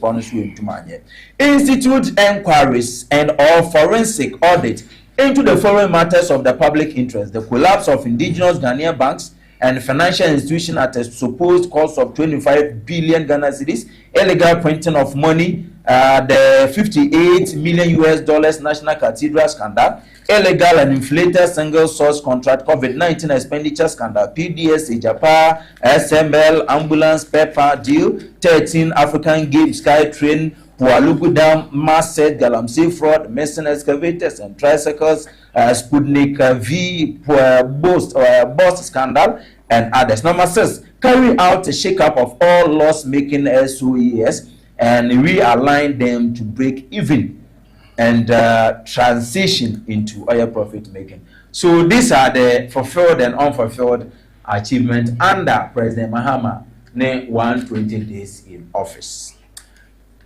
But so we are clear. Okay. Yes, I see you. One more 10 minutes. You don't go. Is Rabba? You run men this food. You run men this food. When you mawa, what the buffet are good pa. In the initiate something cries now an achievement. To initiate something, say yeah, all cars probing to then spillage. Akosombo dam spillage. And the only achievements. Idea now all expect to say the first day your he has done it. He has done what? Balikenya. hwɛ ɛkae dɛ yɛn time blast bi si wɔ western region a mines fo wɔ de ɛyi bɛ rekɔ ɛyi ma blast bi si wɔfa ne mpo me yɛ firi kuro no yɛnkɔ yɛkaya dabi nyɛ de nkyɛboase apiɛte yes. Say how we resolve the Apiet issue. Did you hear the propaganda around it? More and you say, Apiet for one dana or promise there. Who is someone who is the Damadino? Oh, who is the Damadino? If not that, dry. You don't know. Apiet, yes. I'm here there. Apiet. These people lie to Ghanaians. Nkwafu we dako hia Ghana but takwa for the worship program ipa apiati abesi wona dan bubu no aban MPP aban si mamo ansa wo fi power me na me ka kire we si dan ni nyina ama wo really I wish you could verify this. Okay, simple easy to verify. We si ama wo yes si ama wo wa ti pro na ama wo em ya there me bezi the madi won achije or TV do. I'm surprised. Then Ishaba, he was a known year. You call her cat sword Nadina. Cat sword, the cat sword. When you be a yes, see Danny Nasamo. As you time, you call cat sword, the best dino. Yes, see, you say you be a dino. Commission, I get that data. You okay? It's a more that. It's the Yakama Assembly day and to even compensate people to initiate a probe to compensate people is an achievement. Okay, so yeah, let's move. You see how I mean these guys have made our politics to look like. You see, in Yamabi Mama Yan Kanu yen kan kwanche Ghana ma me bo agree na no de yin no wo mu a ehwa wanye but what they abasha fulfilled achievement ni se medical catch 24-hour economy also training omo wa yi free training young ones are into security ma me ha woni say so we train mufama mufama ye na say e dey about 24-hour economy a. You see, we change in such a way say when they said 24-hour economy, we thought that they were going to recruit people into the public service or even the private sector is going to employ and then run. I mean that shift. I'll be very human apa. Because one or kind of what? I never know what kind. No, he said, a watchman and all bad to one say you found your friends say industries. Why is it unemployment? What from more better secondary school where police from one community what one else will community police fear announcing what can them go one abandon or introduce community police. Kufono introduce security. Security. Security. So I didn't know buying or pedal ball near what can then. It's the first 10 years security. So if you are condemned and say also obey you obey with security, not them one it's unemployment. They will pay them after that. Offend individual be. Ako say on ankasa. A friend or couple, I don't know how to put this. Individual couple, a American, a friend, a couple who buy sex. American around the 24-hour economy. Ain't he me quite offending? How do I even also shift also around the shift system? Adam Ganado. Ain't he? And agena obia ye no police fi aye use when young ones there for police wa gba de wo kwakwbo American na djuma ho ban da wala ni pay 17 da be na ti police for our economy no anopa area enumre You understand? It is so mumba. Mama NDC full my yes I had the man some way. What catch any pass every Timon Coffee. I'm being fine with you. Or my eyes are well educated. In the country and say around the 24-hour economy. Then country say you are going to provide security for the industries. Only security. Now security I'm a 24-hour economy. It is not it's one of the 24-hour economy, a demand and supply factors. So no wait. Even security cry, that is when there's the need for security. Now police for honor, yes security will provide the and do we need a special security to come and augment police from our What I'm saying is, if they run the 24-hour economy, factors are either honorable affiliate markets, no canoe. Boost the private sector. No one employee nipa. As I'm gonna say, and yet I will train security young boys. What man say? Oh my God, be man and number 10 man. Now by a bit. At the end of the day, I don't know. It is. I don't know that. At the end of the day, I don't know going to be paid.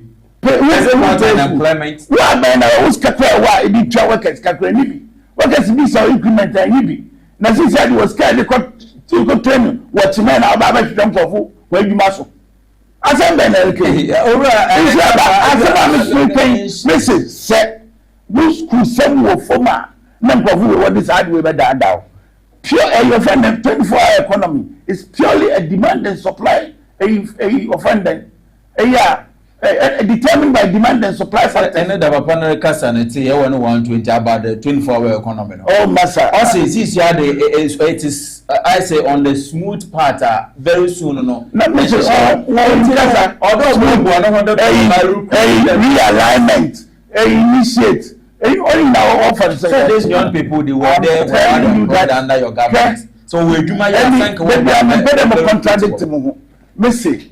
Ya be ma hon bere kakra na won kasa bebrebe no won fan tu fom na Ghana fonhwe enda we kasa offended galamsey no we jaya na wo ba wasu wo ba be state of offender yen declare state of emergency and I yes I no kind now by what has stopped them from declaring state of emergency and then should many as out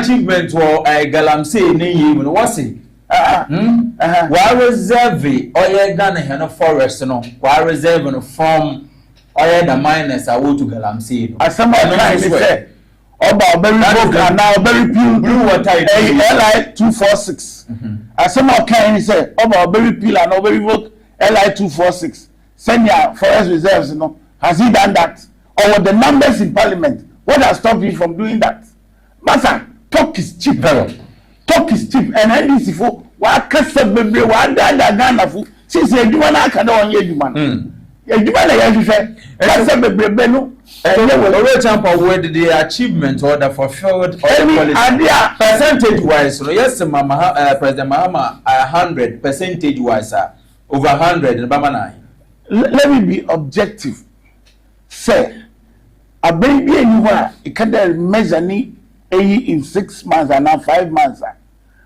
na ye fair ebi anyama nkitinkiti bi wo ho a ode betutu ho a ebetuma ahwe na aka de nyama ya osimesi de atowe based on that no ihu de ma wo ye nim no ba 26 policies akada 120 days for now no why tuma ye nim 9 na kasa the aka 6 right aka 6 until with this no strike the na I hwem no na why aka 6 so yes, strike or a difference. Yes, that is that now. Electricity, reliable electricity. Ni says this is so. Can you so no busu abofom?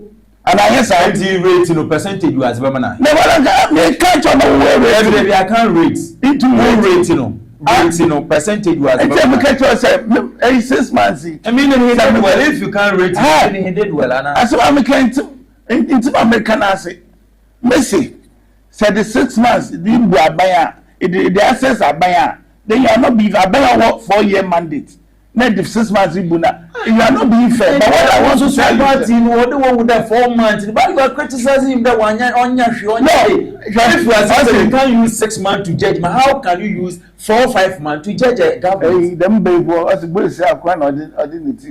is what your party is doing.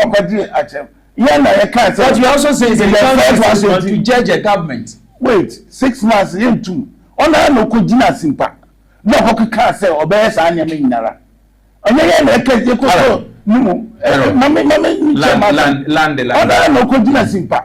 Oka say obey say nyama ne bebre o ha ontumi ye Ghana fu ma ya hwehwe no enye no na ogina ho re no okika no baby ananya gwa che no enko eye bi nkwa bu. All right. No why and why bodo actually we. Nyama ne achievement ni say o chief justice. One of the achievements. He didn't state a date about a campaign in his policy or manifesto. It wasn't part of it. You know, when soldier from pay 1580. All right. Mama, no, you say man. Men with the reach out for the changes about military. Okay, minister who ya? Us security something. Is going to ensure say. They sanitize the security services, blah blah blah. Intimate sanitizing of the security services. But I say, and then a friend and soldier from away you. But me pay and I answer. Minister, I will be about me right now. Minister, you can't ask me a question. No, you can't ask me. I can choose to answer. I can choose to answer. But where I'm sitting, I don't have to respond or. Where is security for BAD? I'm make a just military and I think one of these securities in one that be rich of government to be about this kind of you work as society in Kofubia offer with you. Where you want to remember that years the come 5 minutes so far so good 19 policies fulfilled. Ejaba anope something here may you proud of them here NDC. I'm very proud and anope me salute to my John Dramani Mahama for this remarkable achievement. Why yet within this period of 4 months, 120 days, unprecedented achievement under John Dramani Mahama. It's about to make them. As I'm in the Ricky, my year can't come by year can't be nine. See me move forward what's it on my name. One better. That is a meme. Elubumaya, Bumani dam rubber yati me mfo beto. Na na say I was starting work war violence story a work. Violence story. Thank you to no. Thank you one to. Thank you to one second. But it was thank you to. Thank you to one second. Or violence to. Thank you to a presidential offending aspirant or draw and chairman. Why this is a violence achievement in Obia. Nancy war violence story. Dr. Baumia. And one secretary, JFK. Good. What Pagana Focha there was wrong more money. Young achievement. I'm coming to that. It's in the Maya, it will mind them Robayat in 4 better. 4 months, 120 days. On my pay Mahama or Shagana football when you're there, when you can afford contracts. Social contract. And you know, over there, Osha there, who busy contracting. I've been on my pay Mahama 4 years, 4 months. Why? And don't in a simple or casa. I was very happy. There was one media guy on your NDC MPP. I was talking to him. And I'll catch him there, Tony.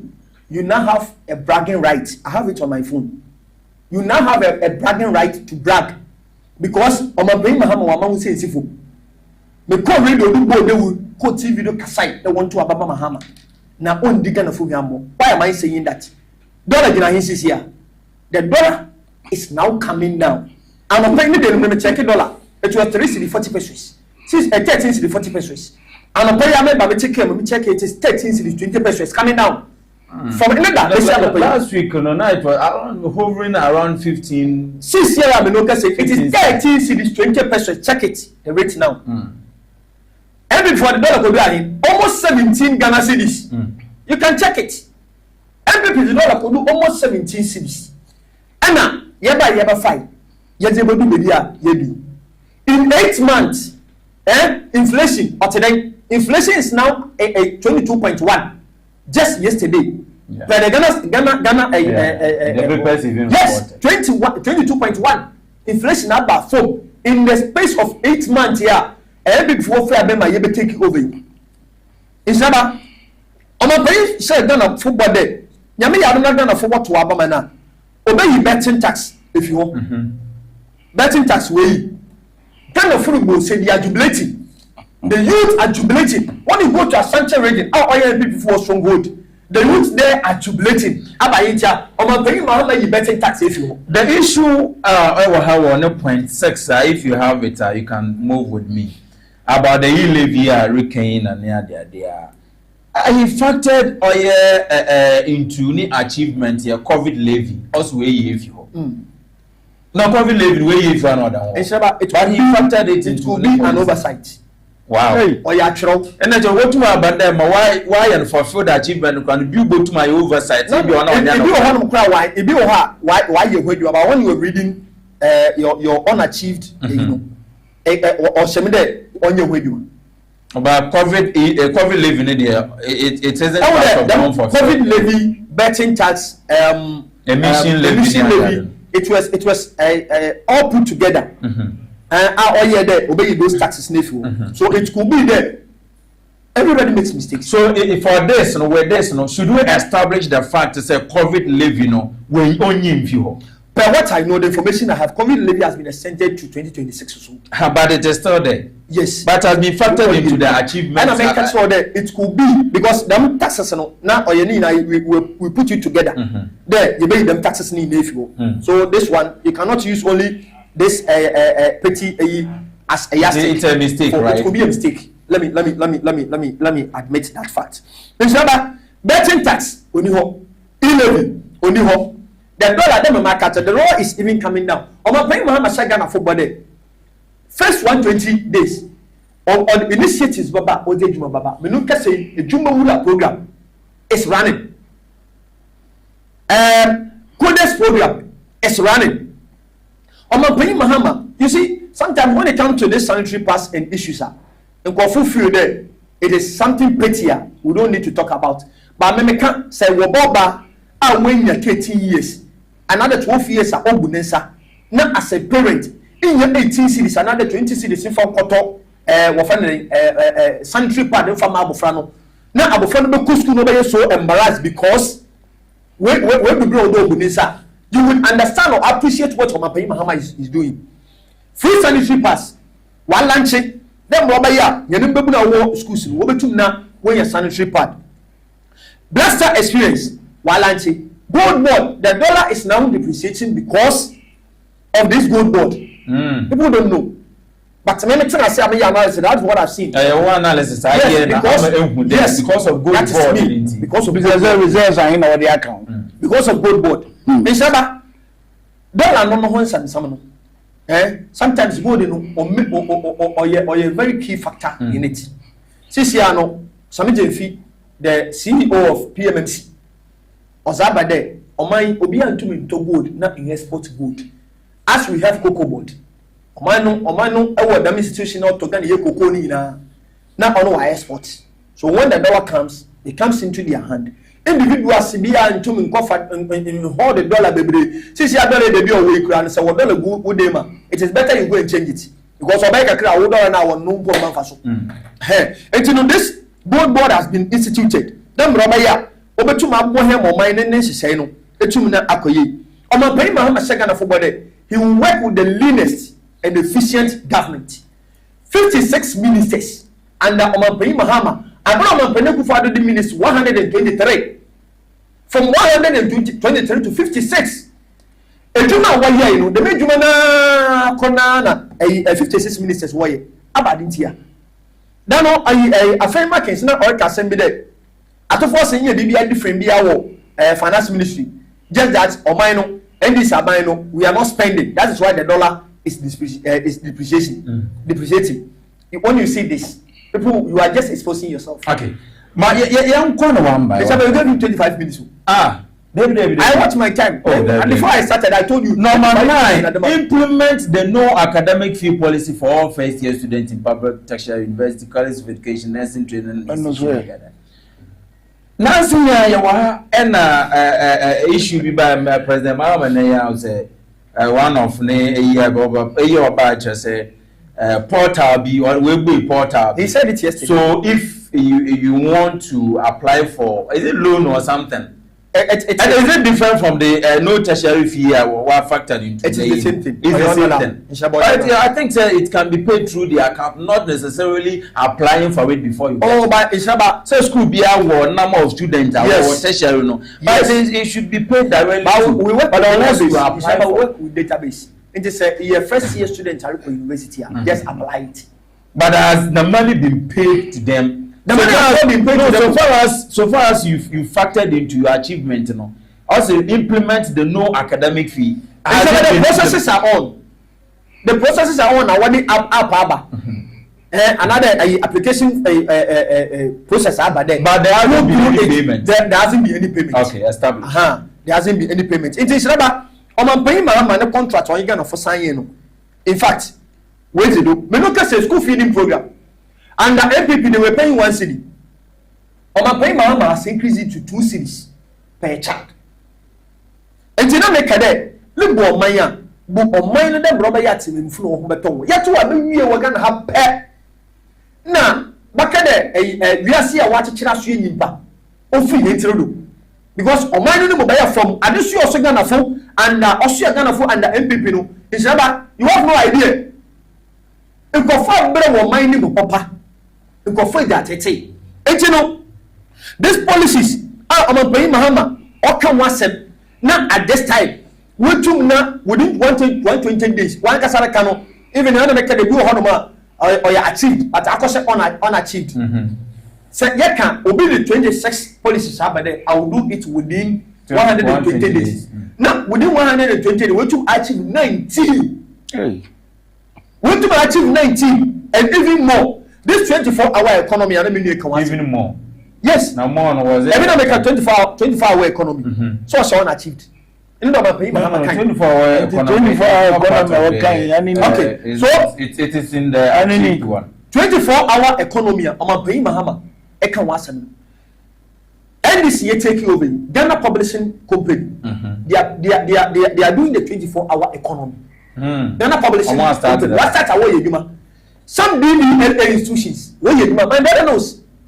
And they don't know there. Yes, and some institutions are working even Ghana passports. They are doing 24-hour economy. You see, you know, say it's now as some coin my way there. You employ NAPCO and will fly you to for a woman NAPCO for 8 months. Their salaries are in arrears. I'm going to share with you. It's another opportunity. American no way are king. What Tibiano said, Abaya for security crown for what? American and Casa only security ocean one. But you are ravishing this day. If we do for so, then Abaya for be a human. Just to help the private sector. You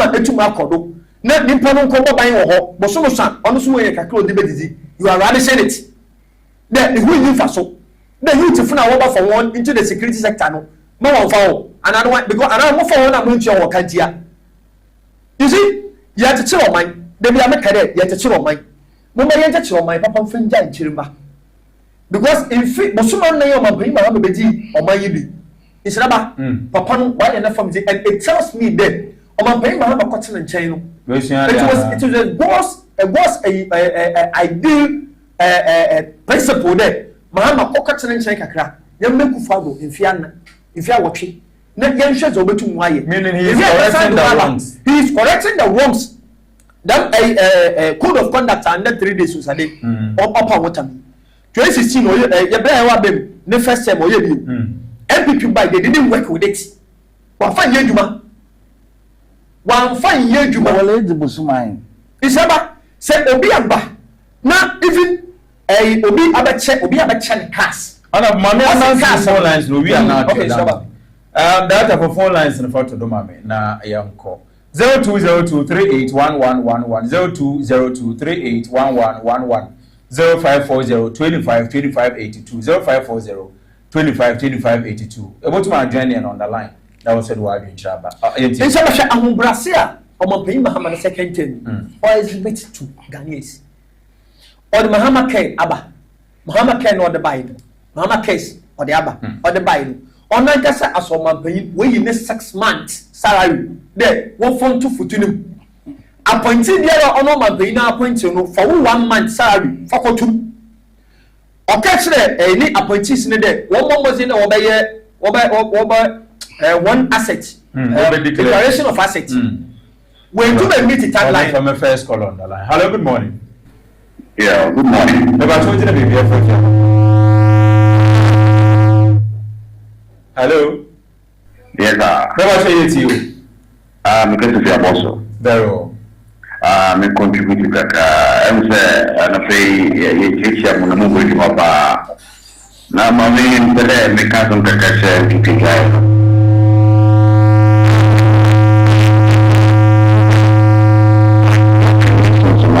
no question, Nipan.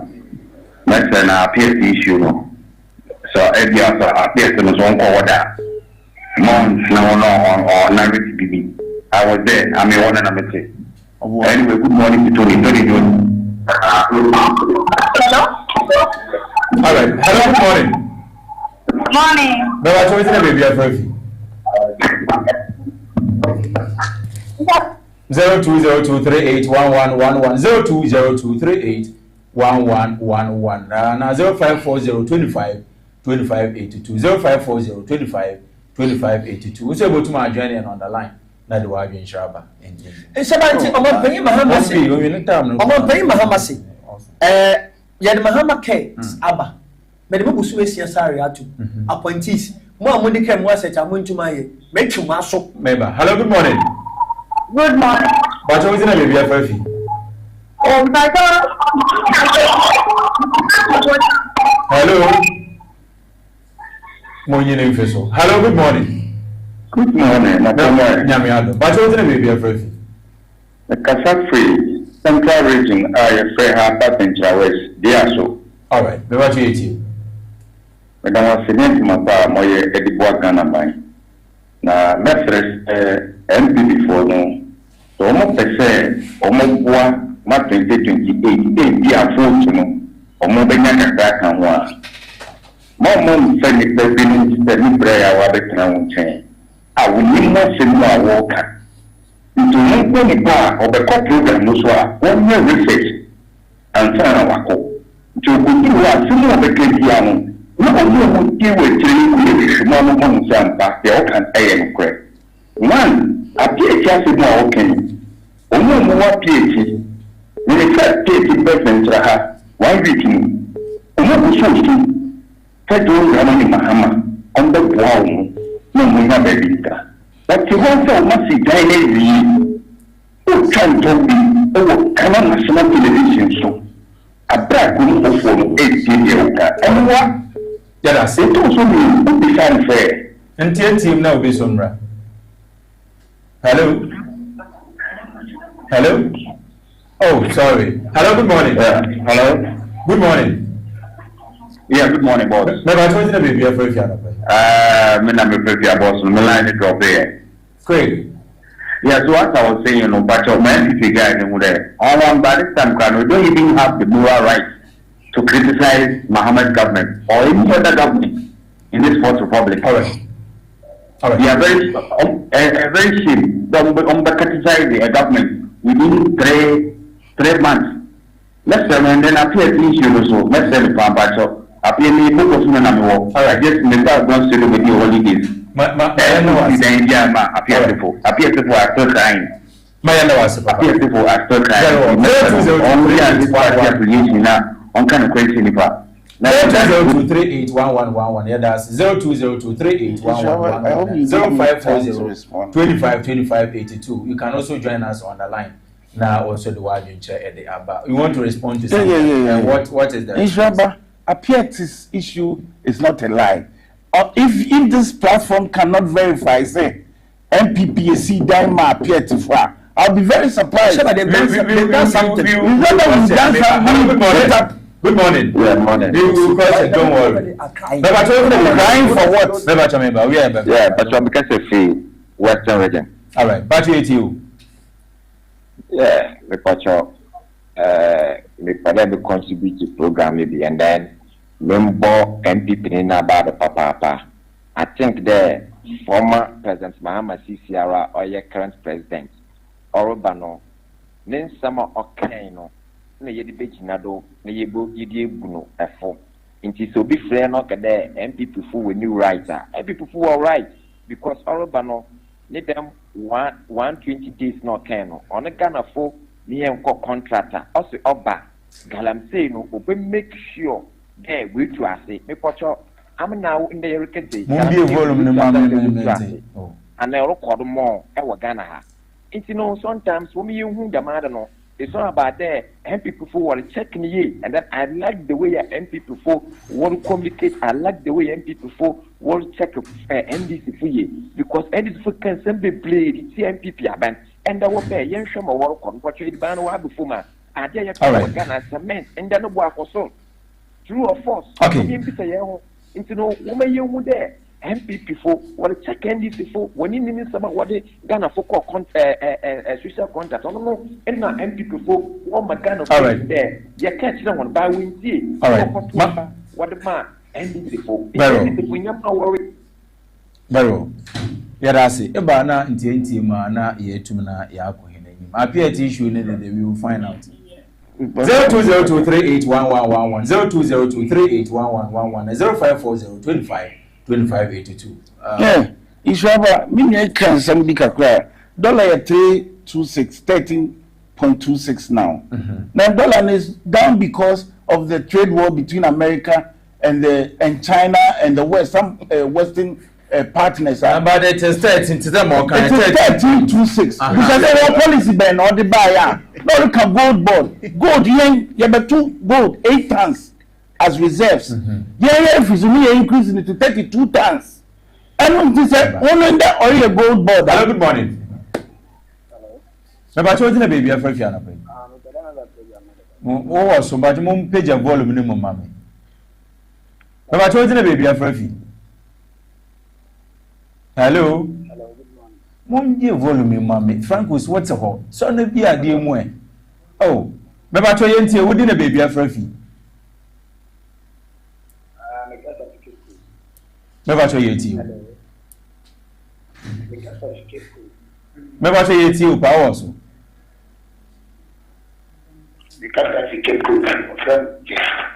Never to us, you, Wadaroma. Program not Telemaduka. Says some are working and these will get out said and what get out and these will get out say. President Noy Dibiama Wantasa out because someone want back to Zama way going to man yet into also so what I believe ye more Casa. So what kind of man over to you? Because if you are gallant say, I will cut the water over here in my apple since you are 120 days, 120 days. Montana Monte, not a work can I say the more Kamasama, another MPP for a woman, Kamasama, anything more in Ghana for Ghana. I are a woo, what can I want my man this year? I'm oily, and I have a bakusa, we pay the mortuary, LGBTQ. Now, President of Canada, but the system one come some crowd, also wire then. Very well. Yeah, that's it, Papa. But your clarification, between America and trading partners. And now, Mama, said China, they want to use their currency. All the big economies, America, you want trading, they want to use their currency. The Mama dollar, are you weaker? Again, and they offended. Yeah. Remember, what's the baby?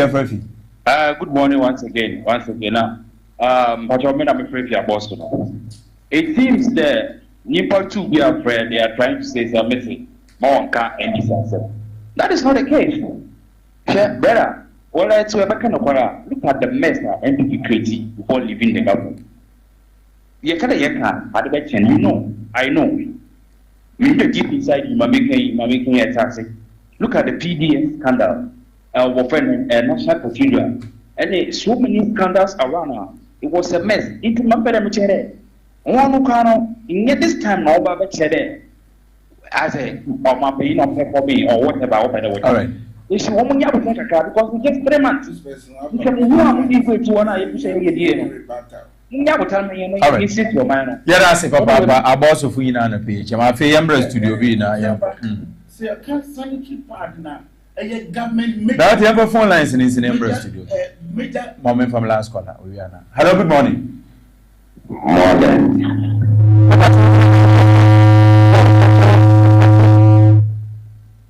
But I can say, okay, yet you. Hello? Hello? Oh, too bad. I'm going to contain some free. I won't put him up for. I'm going to contain some review. Yanko. Because a sanitary partner, a major policy of government. Yes, a honorable Cynthia Mamley Morrison. Aguna West schools are in secondary schools now or supply one with sanitary parts. If a whole government, the policy by say when one MP can do that to the constituency, a whole government but she had the money as a policy. I achieve myself. I mean, yes, be young no sabi yanti as one yamadu musa. And government in fact policy in down and spend $20 million on that. Say I'm supplying the sanitary pads to the people to the girls of this country. Gold board because say one board are in what the aka Ghana yen reserve. Yen you 8 tons. You increasing from 8 to 32 tons. Look, offend them now can be about a betting tax. But me can quite as of mine. Sabiawo imo beska o secondary school na okoduko to beta woni bedin. And the young boys are one who boys are walk school na mufama nkete na ebeko na wojina betting eyim. E ya dia say they say encourage as a country. On my papa bi enu this policy we beko say the bet me escape betting minti me mavo what twa betting ti. And if so the papa dey tin when go betting when twa betting mu Ghana. You see na mom said the bet doctor ana dey can charges the doctor there. Meaning you are condoning, you see, and then assign what is lottery no a game of chance. Now a game of chance na abufaba you don't encourage mufama to get into a game of chance. Obia or adults. But easier they are doing it. When the youth are doing it. The youth are doing it. It's either say if you can a scrapper, fine. But yeah, it should say yeah, ever serve as a disincentive. I'm on Kofa where said the Mufama Naja one how to offend them when you have to my agent there a year papa and a year boneno. As I'm gonna say, it is a offender in tax if you swap. I would die a campaign say you pay tax in if so. And parents Emma said and go for my extra bet no. On my papa that Uganda. Uganda it is now a crisis, a national crisis. Why are there will be betting because you now want to see a winner they have gone into what betting. Yes, Juma. Now the question say Eduano and to Mbappe coupe. Yen no from an casa ye. Yen no on church papa. Yen no on school. School in the Hunia. Okay. Now say be here. First mama. In some year in kitchen in Yama Kukon kitchen at the Yaman kitchen na. Yadi Babe say you ever say Ghana for okay. Emma a friend saying what to Abama or to Abama we are. I feel never become my excuses say. Your friend MPP a casa. Yeah, now I see. Yeah, share some banks in Ghana and one rate, differences now. Consolidated banks are Ghana, that is Consolidated Bank of Ghana.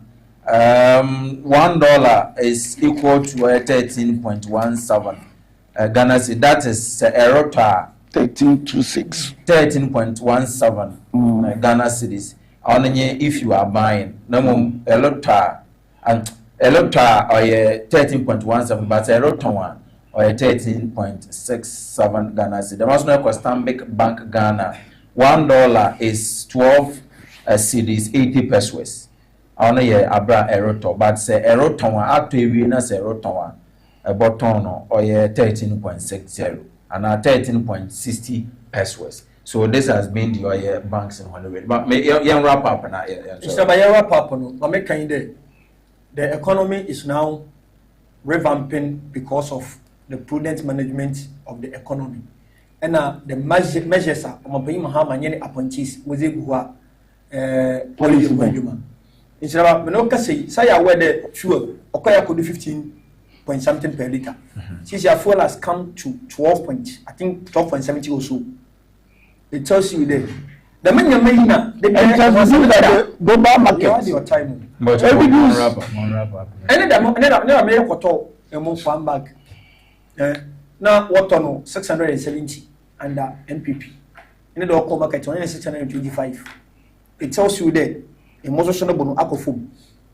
Under MP Omapaima have a catch a government statistician, Tama also in the day.